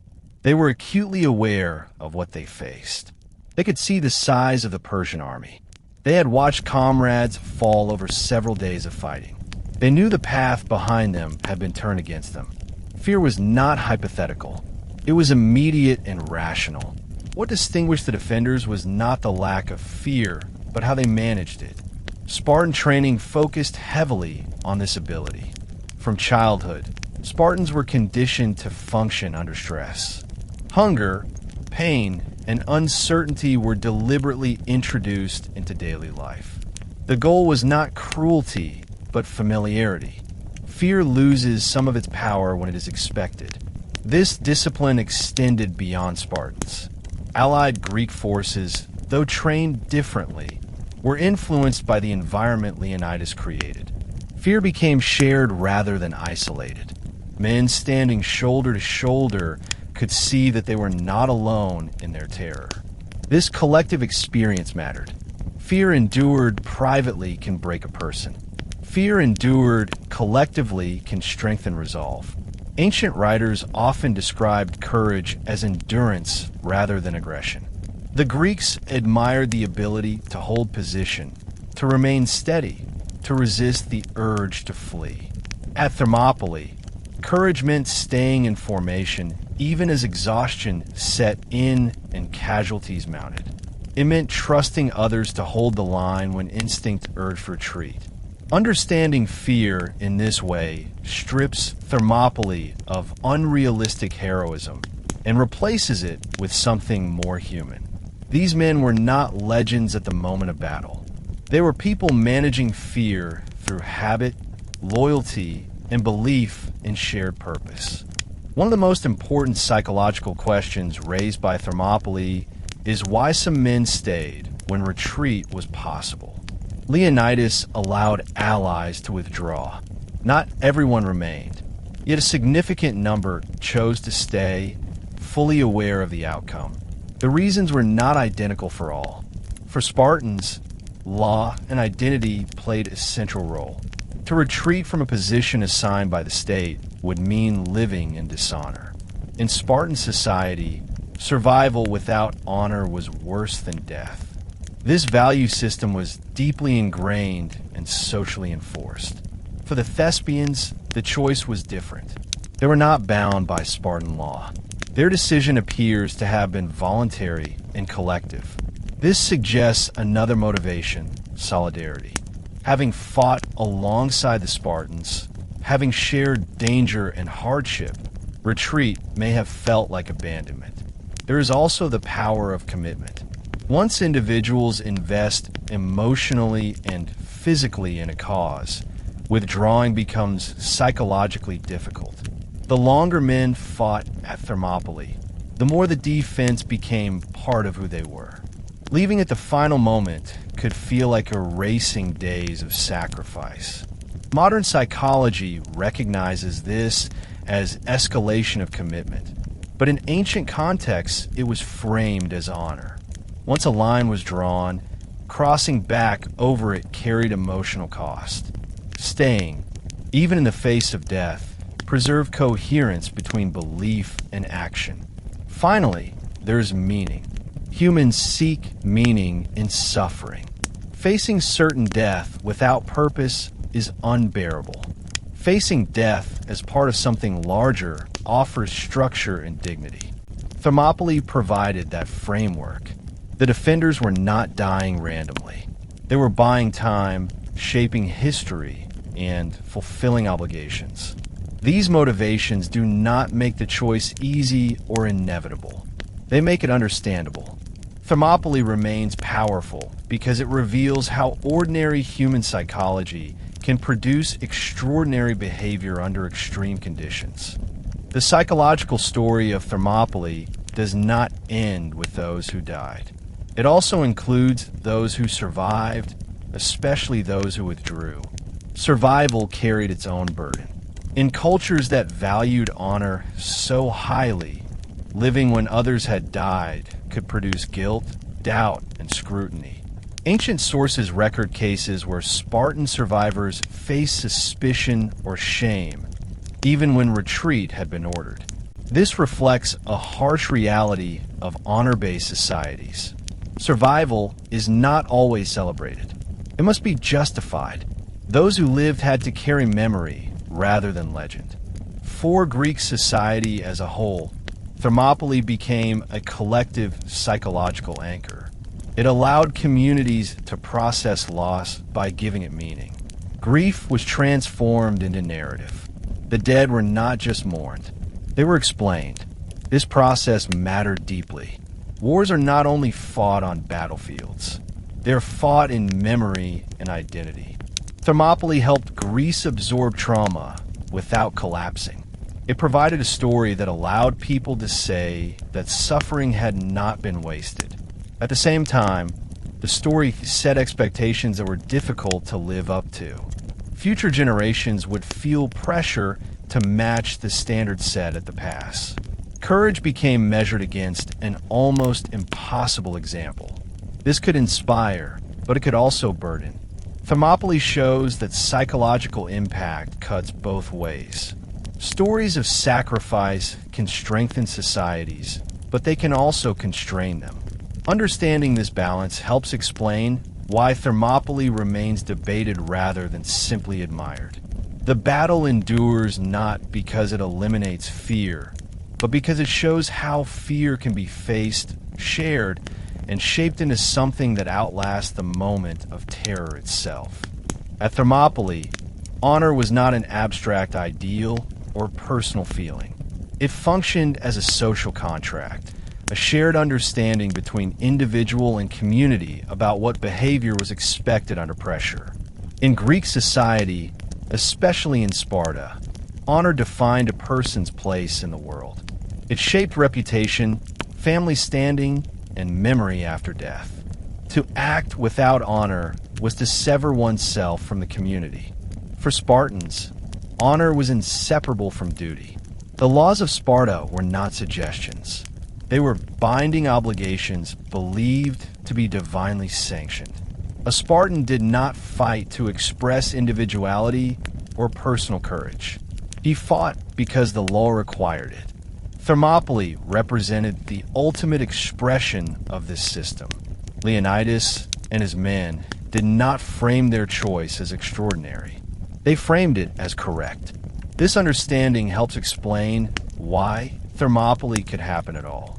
In many societies, survival is the highest value.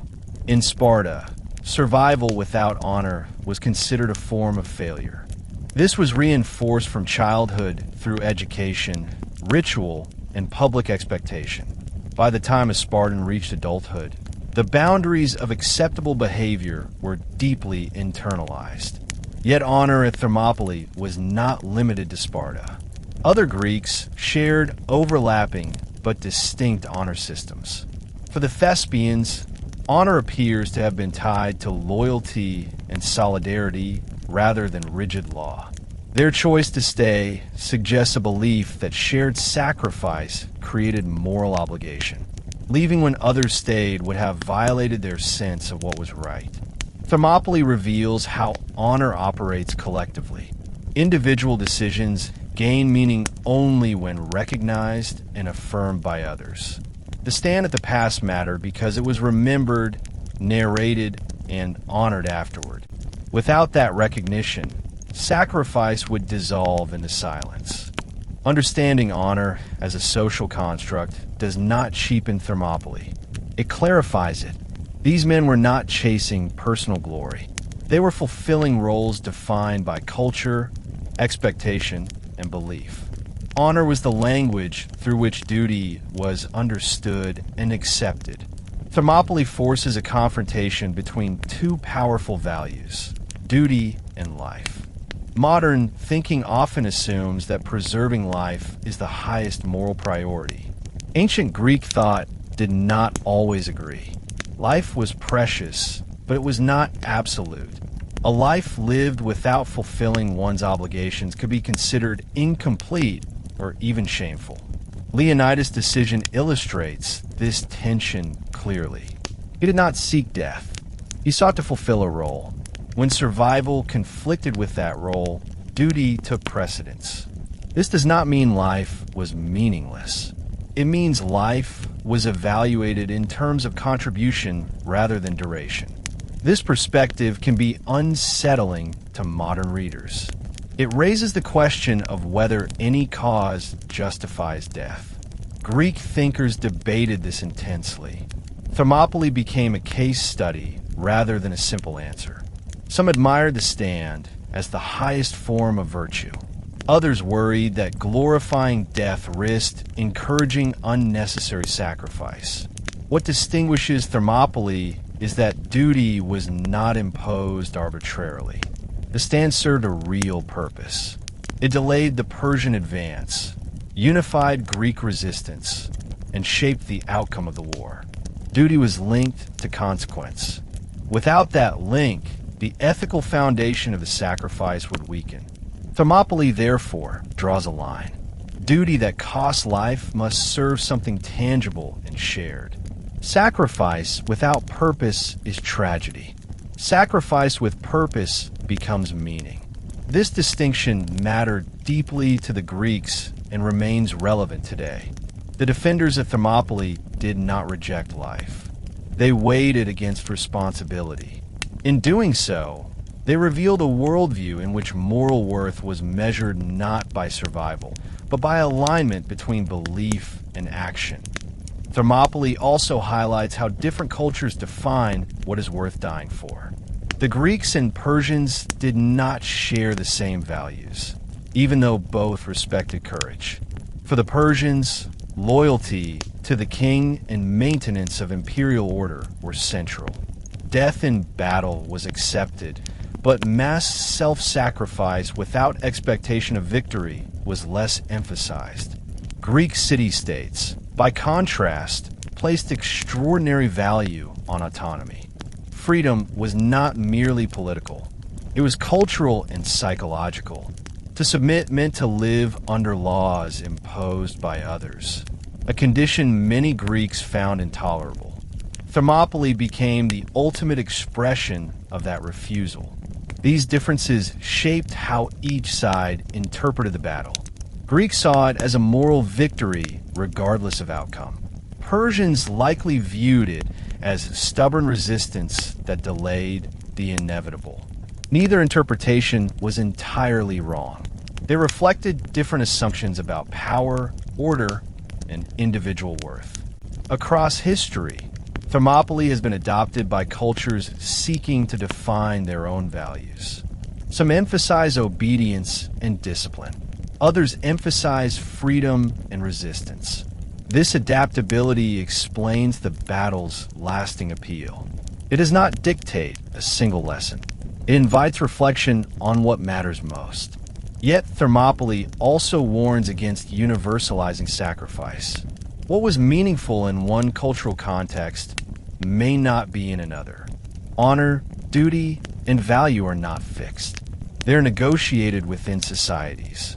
Understanding this prevents the story from becoming dogma. Thermopylae endures because it captures a moment when values were tested to their limits. It does not tell us what we must die for. It asks us what we believe is worth that cost. For the Greeks, freedom was not an abstract concept or a slogan. It was lived daily through laws, customs, and participation in civic life. Each city-state governed itself, argued with itself, and defended its own identity. This independence came with instability and conflict, but also created a deep attachment to autonomy. Thermopylae cannot be understood without recognizing how central this idea was to Greek thinking. When Persia advanced into Greece, it did not present itself purely as a destroyer. The Persian Empire often allowed local customs to continue under imperial authority. From a Persian perspective, submission did not mean the end of life as people knew it. It meant order, tribute, and loyalty. Many regions of the empire accepted this arrangement without resistance. The Greeks saw things differently. To them, external authority meant the loss of decision-making power. Laws imposed by a distant ruler, no matter how reasonable, were still imposed. Thermopylae represented a refusal to accept that trade. The defenders were not only protecting territory, they were defending the right to govern themselves, argue openly, and live under laws they recognized as their own. This distinction explains why resistance mattered even when defeat was likely. Freedom was not measured by outcome alone. It was measured by action. To resist was to affirm identity. To submit without resistance was to accept a diminished sense of self. Thermopylae thus became a declaration rather than a defense. It declared that freedom was worth risk, cost, and loss. This declaration resonated far beyond the battlefield, shaping how Greeks understood their place in the world and how later generations would interpret resistance itself. From the Persian perspective, Thermopylae exposed an important limitation of imperial power.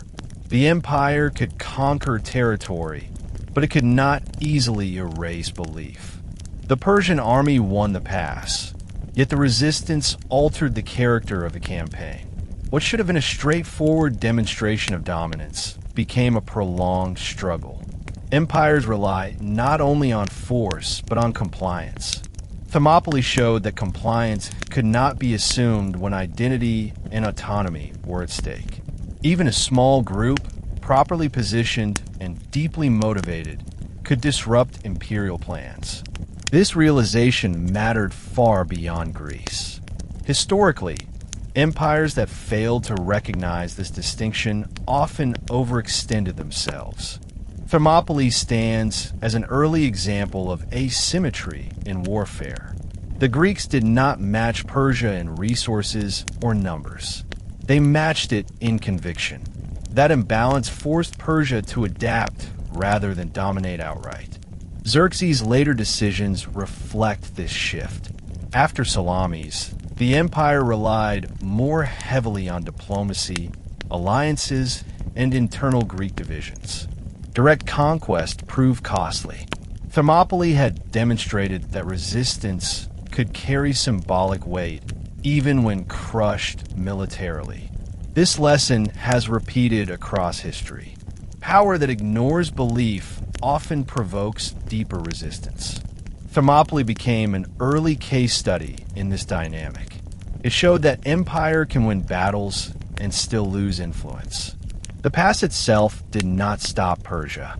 The idea it generated did. That idea traveled faster and lasted longer than any army. Empires struggle not with walls or weapons alone, but with the values of those they seek to rule. Thermopylae became a lasting symbol of resistance because it distilled a complex conflict into a clear moral moment. A small force stood against a vast empire, not because victory was assured, but because surrender was unacceptable. This clarity gave the battle narrative power. Unlike many acts of resistance, Thermopylae was not chaotic or desperate. It was ordered, deliberate, and disciplined. The defenders did not reject strategy. They embraced it. This combination of rational planning and moral resolve made the stand credible rather than romantic. Resistance narratives often fail when they rely solely on emotion. Thermopylae endured because it combined emotion with purpose. The stand delayed the invasion. It unified allies. It reshaped strategy. These tangible outcomes gave moral weight to the sacrifice. Over time, this clarity allowed Thermopylae to be adopted by different movements and cultures. It could symbolize national independence, moral resistance, or personal integrity. The details changed, but the core remained the same. There are moments when standing matters more than winning. Thermopylae also avoids a common trap. It does not promise that resistance will succeed. It acknowledges loss, that honesty gives it credibility. The battle teaches that resistance is about preserving values, not guaranteeing outcomes. This is why Thermopylae continues to resonate. It does not offer comfort. It offers resolve. It asks whether certain things matter enough to defend, even when success is uncertain. That question remains relevant in every era. One of the most difficult ideas raised by Thermopylae is the suggestion that survival alone is sometimes insufficient. This runs against instinct. Most living beings are wired to preserve life above all else. Yet human societies repeatedly create moments where survival without dignity, autonomy, or meaning is viewed as unacceptable. Thermopylae stands squarely in that uncomfortable space. For the Greeks, survival under Persian rule was not imagined as physical annihilation. Most would have lived. They would have farmed, raised families, and practiced religion, though under imperial oversight. Yet many Greeks believed something essential would be lost. The right to self-rule, open debate, and local law was bound tightly to their sense of identity. To live without those things felt like a form of erasure.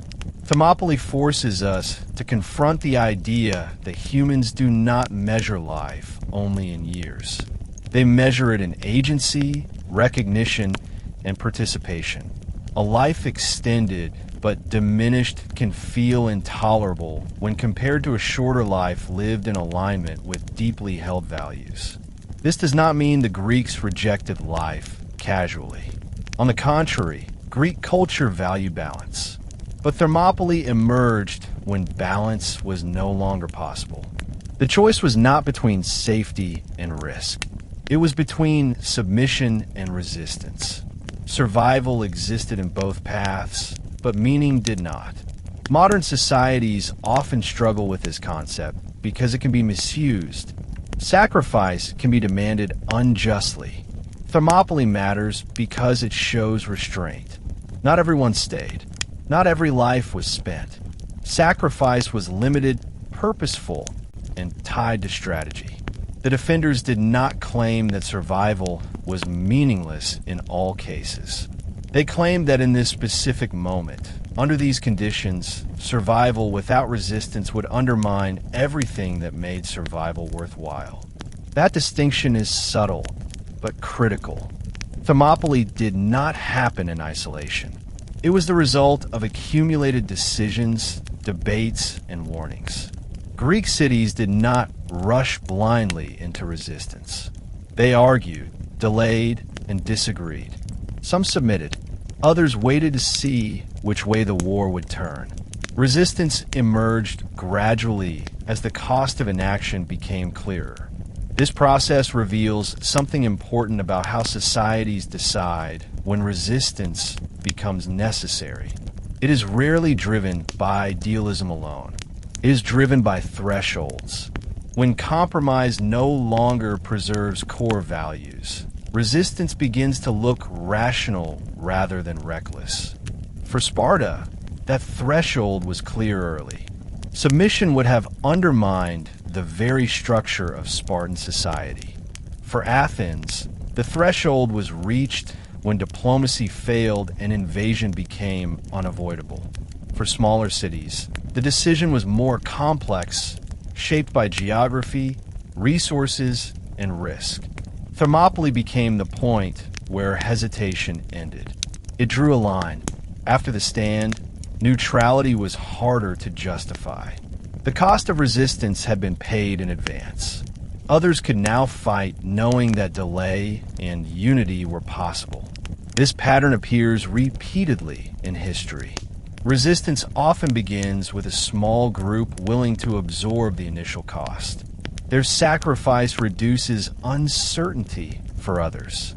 Thermopylae functioned in exactly this way. It transformed fear into calculation. The decision to resist is rarely heroic in the moment. It is anxious, contested, and imperfect. Thermopylae honors this reality. It was not a spontaneous act of collective bravery. It was a strategic response to narrowing options. Understanding this helps prevent romantic distortion. Resistance is not about constant defiance. It is about recognizing when compromise stops protecting what matters most. Thermopylae marks that moment with rare clarity. While Thermopylae honors sacrifice, it also warns against glorifying it without context. Sacrifice becomes dangerous when it is treated as inherently virtuous, disconnected from purpose or consequence. Ancient Greeks understood this tension better than many later interpreters. Greek writers did not praise death indiscriminately. They praised appropriate death. Dying at Thermopylae was honored because it served a defined goal. Had the stand been meaningless or impulsive, it would not have been celebrated. The Greeks were capable of criticizing feudal heroics. This distinction matters today. Stories like Thermopylae can be misused to encourage needless sacrifice or suppress dissent. When leaders invoke sacrifice without clear necessity or shared risk, they distort the lesson. Thermopylae does not justify endless loss. It justifies deliberate, limited cost in defense of fundamental values. The defenders did not seek martyrdom. They sought leverage. Their deaths were tragic, not triumphant.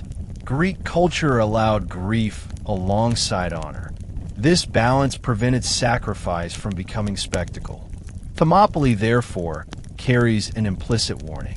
If sacrifice is demanded too easily, it loses meaning. If survival is valued at any cost, meaning erodes as well. Societies must navigate this tension carefully. The power of Thermopylae lies in its restraint. It shows sacrifice used sparingly, consciously, and with shared understanding. That is why it endures as a lesson rather than a slogan. From a strictly military perspective, Thermopylae stopped mattering almost immediately. Once the pass fell, the Persian army moved on. The terrain no longer constrained them. Strategically, the location became irrelevant within days. And yet, Thermopylae never truly ended. Its importance began precisely when its military usefulness expired. This separation between strategic value and historical meaning is rare. Most battles are remembered because they change borders or regimes.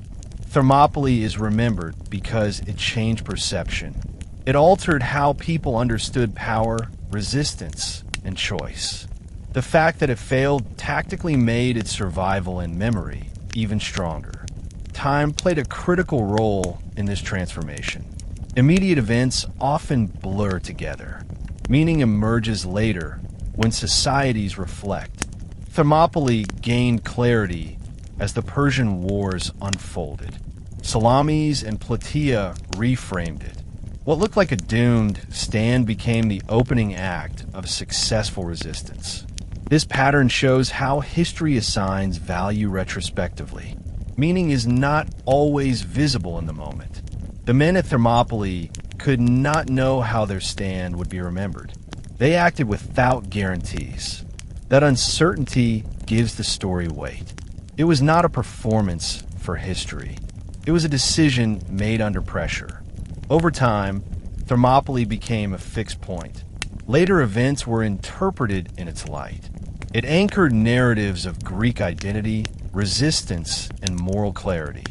The pass itself remained unchanged, but its symbolic gravity grew.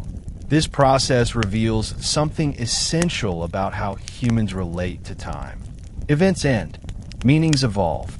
Thermopylae survived because it could be revisited, reinterpreted, and reapplied without losing coherence. That adaptability ensured its endurance long after swords were sheathed. Memory is not neutral. It is shaped, selected, and reinforced. Thermopylae was remembered not because everything about it was preserved, but because certain elements were emphasized. This selective memory was not accidental. It served social and cultural needs. The Greeks remembered Thermopylae in ways that reinforced unity and purpose. Details that complicated the story were often softened. Disagreements among allies, partial withdrawals, and internal debates faded. What remained was a clear narrative of resolve against overwhelming odds. This does not mean the memory was false. It means it was functional. Societies remember what helps them survive and cohere. Thermopylae helped Greece define itself after trauma. It provided a story that made loss bearable and resistance meaningful. Over generations, this memory was taught, repeated, and ritualized. It entered education, public monuments, and political rhetoric. Each repetition stabilized the narrative further. Memory became less about accuracy and more about continuity. Yet memory is never static. Different eras emphasized different lessons. Some focused on discipline, others on freedom, still others on moral courage. Thermopylae remained useful because it could support multiple interpretations without collapsing. This flexibility is key. Memories that demand rigid interpretation often fade when contexts change. Thermopylae adapted.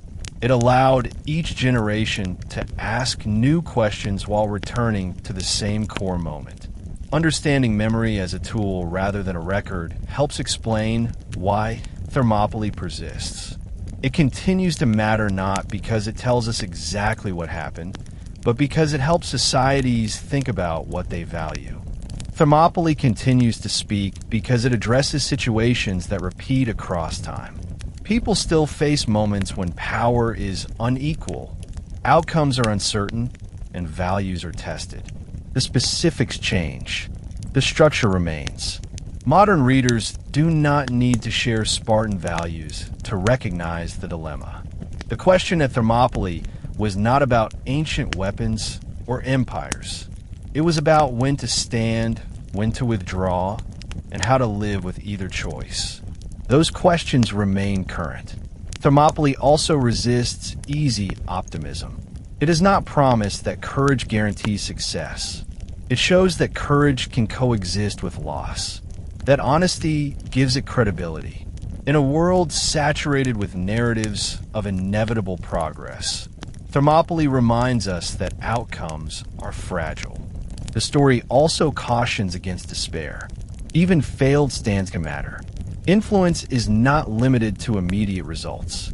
Actions can ripple outward in ways participants never see. Thermopylae mattered not because it stopped Persia, but because it changed how others acted afterward.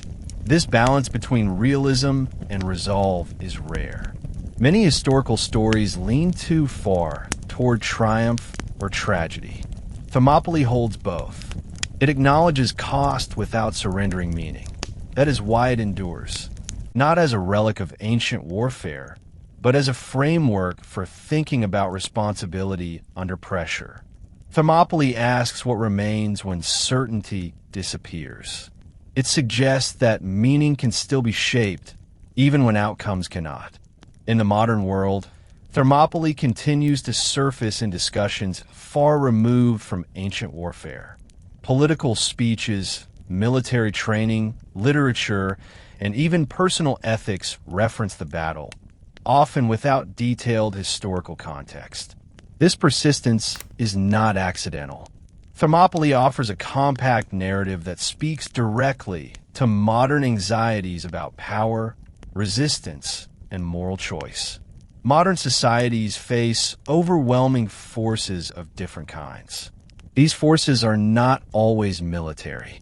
They can be economic systems, political pressure, technological dominance, or cultural homogenization. In these contexts, Thermopylae becomes a metaphor rather than a blueprint. It represents the moment when individuals or groups choose to resist pressures that seem inevitable. What makes Thermopylae especially appealing in modern thought is that it does not depend on optimism. It does not assume progress will naturally prevail. Instead, it acknowledges imbalance and risk. That realism resonates in a world where certainty feels increasingly fragile. At the same time, modern references often simplify the story.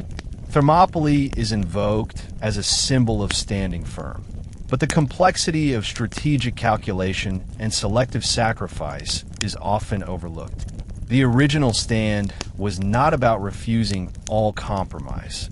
It was about choosing the right moment and place to resist. This distinction matters. When Thermopylae is used carefully, it encourages thoughtful resistance grounded in purpose. When used carelessly, it can encourage rigidity or fatalism. The battle's continued relevance depends on how honestly it is interpreted. Thermopylae survives in the modern imagination because it offers language for moments when power feels one-sided and outcomes uncertain. It gives shape to the idea that action can matter even without immediate success. That idea remains deeply compelling. Modern military institutions continue to study Thermopylae not as a tactical manual, but as an ethical case study.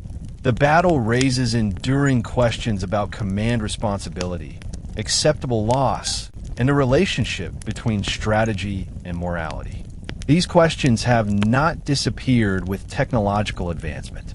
Contemporary warfare often emphasizes minimizing casualties and preserving force.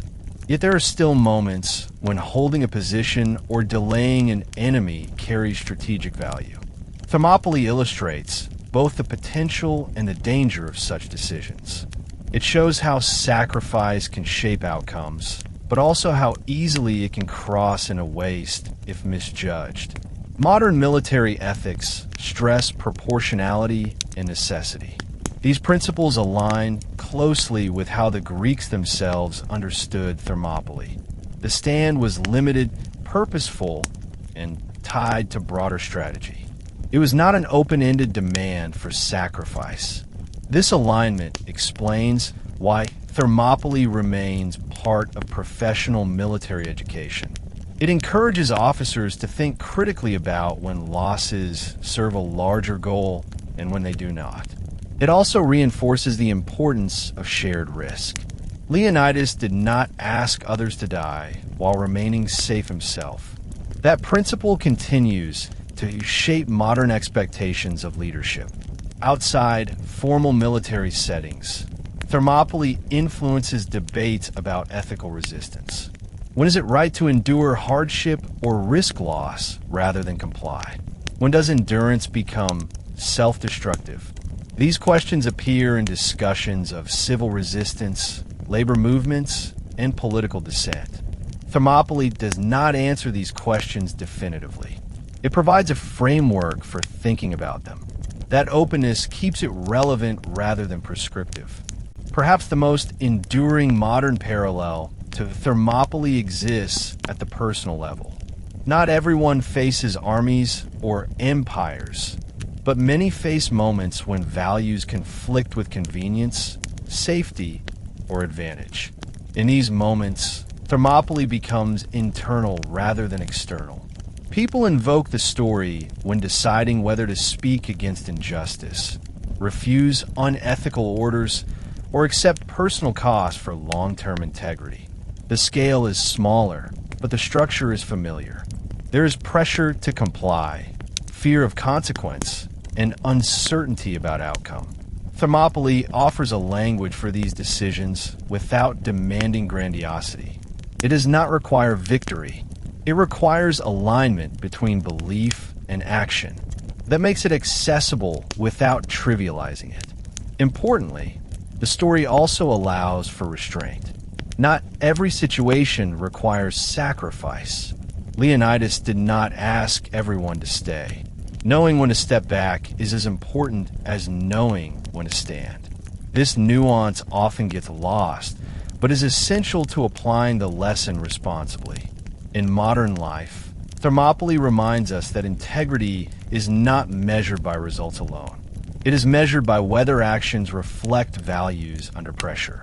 Sometimes the cost is professional. Sometimes it is social. Sometimes it is internal, involving regret or doubt. The battle endures because it does not belong only to soldiers or states. It belongs to anyone who has faced a moment where the easier path conflicts with what feels right. In that sense, Thermopylae remains unfinished. It continues wherever people choose how to stand. Thermopylae is often treated as a pure example of heroism, but that automatic framing deserves scrutiny.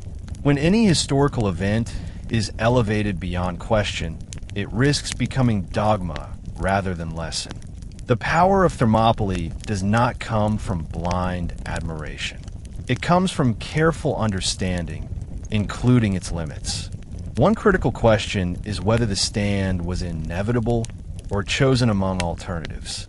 While Leonidas made a deliberate decision, other Greek strategies were possible. Defensive positions farther south, earlier naval concentration, or broader withdrawal could have been attempted. Thermopylae was not the only option. It was one option selected under specific constraints. Recognizing this matters because it reminds us that heroism is contextual. The defenders were not fulfilling destiny. They were responding to circumstances shaped by political delay, religious restriction, and alliance fragility. Their stand was courageous, but it was also a response to imperfect preparation and divided decision-making. Another issue is scale. Thermopylae involved a limited number of defenders for a limited time. It was not an endless sacrifice. When modern narratives treat Thermopylae as justification for prolonged or repeated loss, they distort its meaning. The original stand was bounded. That boundary is essential to its moral credibility. There is also the danger of ignoring those who withdrew. Retreat is often framed as cowardice. Yet Thermopylae, it was ordered and necessary. Without surviving forces, later victories would not have been possible. Elevating only those who died risks undervaluing those who lived and continued the struggle. By questioning the automatic hero narrative, Thermopylae becomes stronger, not weaker. It becomes a case study rather than a slogan. It teaches discernment rather than imitation. That distinction protects it from misuse. Across history, leaders have invoked Thermopylae to justify actions that bear little resemblance to the original event. Sacrifice has been demanded without clear purpose. Losses have been framed as noble simply because they were endured. This misuse reveals how easily powerful stories can be twisted. Thermopylae did not glorify dying for its own sake. The defenders did not seek annihilation. They sought delay in unity. Their deaths were tragic, not celebratory. When modern rhetoric frames sacrifice as inherently virtuous, it strips Thermopylae of its ethical foundation. Another misuse occurs when resistance is romanticized without regard for consequence. Not every stand improves the future. Some stands harden oppression, provoke retaliation, or waste lives without benefit. Thermopylae is remembered because it worked within a broader strategy. Without Salamis and Plataea, its meaning would be very different. There's also a tendency to apply Thermopylae selectively. Groups cast themselves as noble defenders while portraying opponents as faceless empires. This simplification ignores the moral complexity present even in the original conflict. Persians were not monsters. They were soldiers serving their own system of order and loyalty. Thermopylae loses value when it is used to shut down debate. The Greeks themselves debated constantly. Resistance was argued, challenged, and refined. Treating Thermopylae as unquestionable undermines the very freedom of thought the Greeks valued. A responsible reading of Thermopylae resists easy analogies. It asks whether conditions truly match. Is sacrifice limited, necessary, and shared? Is there a realistic path forward?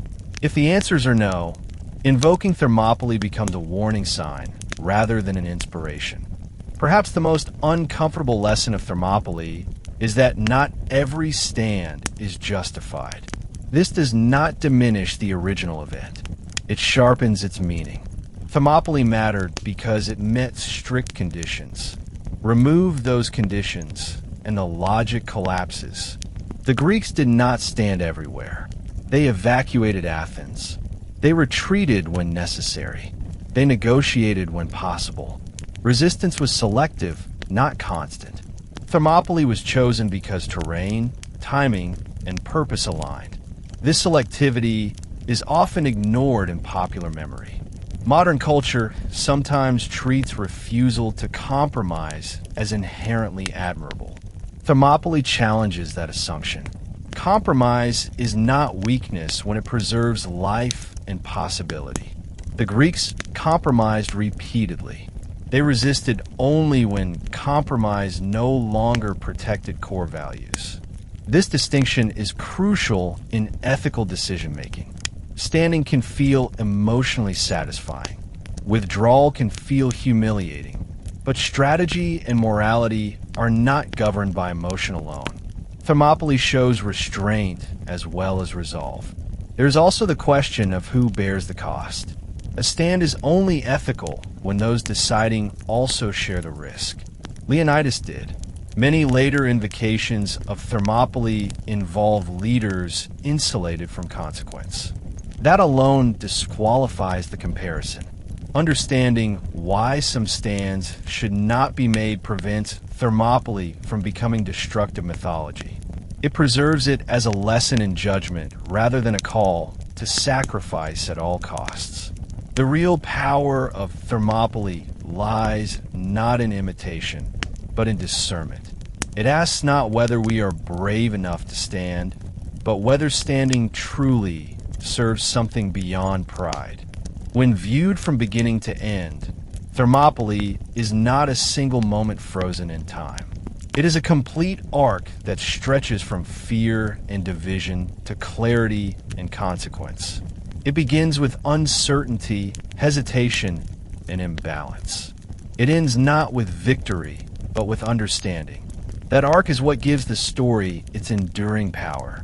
At the start, Greece was divided, unsure, and afraid. Persia appeared unstoppable. Many Greeks believed resistance was irrational. Thermopylae emerged from this uncertainty, not from confidence. That matters.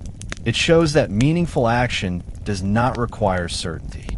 It requires judgment under pressure. The stand itself was brief. A few days of fighting in a narrow pass. Militarily, it delayed the Persians. Symbolically, it changed everything. It proved that resistance was possible. It reshaped Greek morale. It reframed the war from inevitable defeat to contested struggle. What followed confirmed the stand's importance. Salamis transformed delay into victory. Plataea completed the reversal. Thermopylae did not win the war, but without it, the war might not have been winnable.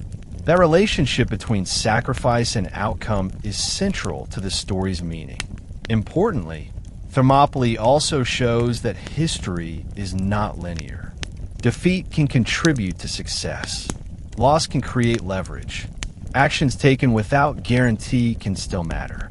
These ideas challenge simplistic views of progress and success. By the end of the Persian Wars, Thermopylae had become more than a battle. It had become a reference point, a way to explain how Greece survived when logic suggested it should not. That explanatory role is why the story endured.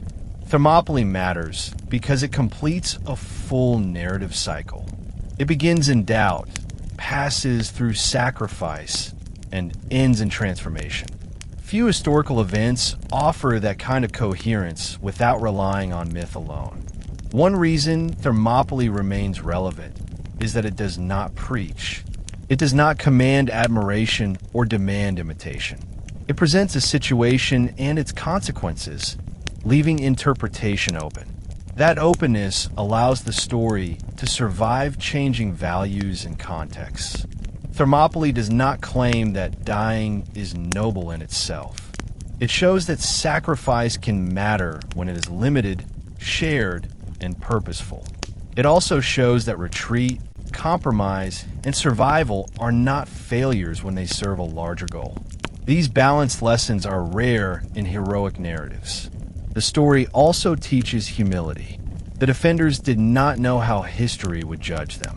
They acted without assurance of remembrance or success. Their choices were grounded in immediate responsibility, not legacy. That humility contrasts sharply with later glorification. Thermopylae also teaches restraint. The Greeks did not turn every battle into a last stand. They learned when to hold and when to move. Thermopylae was powerful because it was exceptional, not routine. That distinction prevents the lesson from becoming destructive. Another quiet lesson is about community. No one at Thermopylae stood alone. Decisions were collective. Risks were shared. Meaning was created together. The story resists individual hero worship when examined closely. Even Leonidas is inseparable from those who stood beside him. Thermopylae endures because it respects complexity. It allows courage and fear, loss and purpose, discipline and doubt to coexist. That realism gives it credibility. It does not promise easy answers. It offers a way to think clearly when answers are hard to find. As a complete historical lesson, Thermopylae offers something rare. It connects strategy, ethics, psychology, culture, and memory into a single narrative without reducing any of them. It shows how decisions made under extreme pressure ripple outward across time. The battle reminds us that power is not absolute. It can be slowed, challenged, and reshaped by belief and coordination. It also reminds us that resistance must be intelligent to matter. Courage without judgment becomes waste. Judgment without courage becomes surrender. Thermopylae also clarifies that history is shaped as much by how people respond to loss as by how they achieve victory. The Greeks did not collapse after the past fell. They adapted. They learned. They acted. That response mattered more than the battle itself. Perhaps most importantly, Thermopylae endures because it respects human limits. It does not demand perfection. It does not erase fear. It does not guarantee success. It shows people doing their best within constraint, knowing the cost, and accepting responsibility. That is why the story still speaks. Not because it belongs to the past, but because it describes situations that repeat. Moments when power is uneven, when values are tested, when outcomes are uncertain. Thermopylae does not tell us what to choose. It shows what choosing looks like. In the end, Thermopylae matters because it treats history as lived experience rather than abstract lesson. It preserves the weight of decision, the cost of action, and the complexity of meaning. That is why, after centuries of retelling, it still feels unfinished. The story continues wherever people face the question of how to stand when standing is hard. So what do we really hear today? We heard the story of Thermopylae not as a myth, but as a human decision made under impossible pressure. We saw how fear did not disappear, but was controlled. How sacrifice was not blind, but deliberate. And how resistance mattered even when defeat was certain. Thermopylae teaches us that history is not only shaped by those who win, but by those who decide how to face loss. It reminds us that freedom is not protected by strength alone, but by choice, unity, and responsibility. And it warns us that sacrifice only has meaning when it serves something greater than pride. Leonidas and his men did not stop the Persian Empire at Thermopylae, but they stopped the idea that Persia could not be resisted. They bought time. They created belief. And that belief carried Greece through Salamis, Plataea, and beyond. The moral of this story is not always stand and die. The moral is knowing when standing matters and when it changes the future for others. If this story made you think, if it made you question how courage, duty, and choice shape history, then you are exactly where you belong. Thank you for listening to this complete journey on History Teller YT. More true stories of the past, told with depth and meaning, are coming soon. Until next time, keep questioning, keep learning, and keep history alive.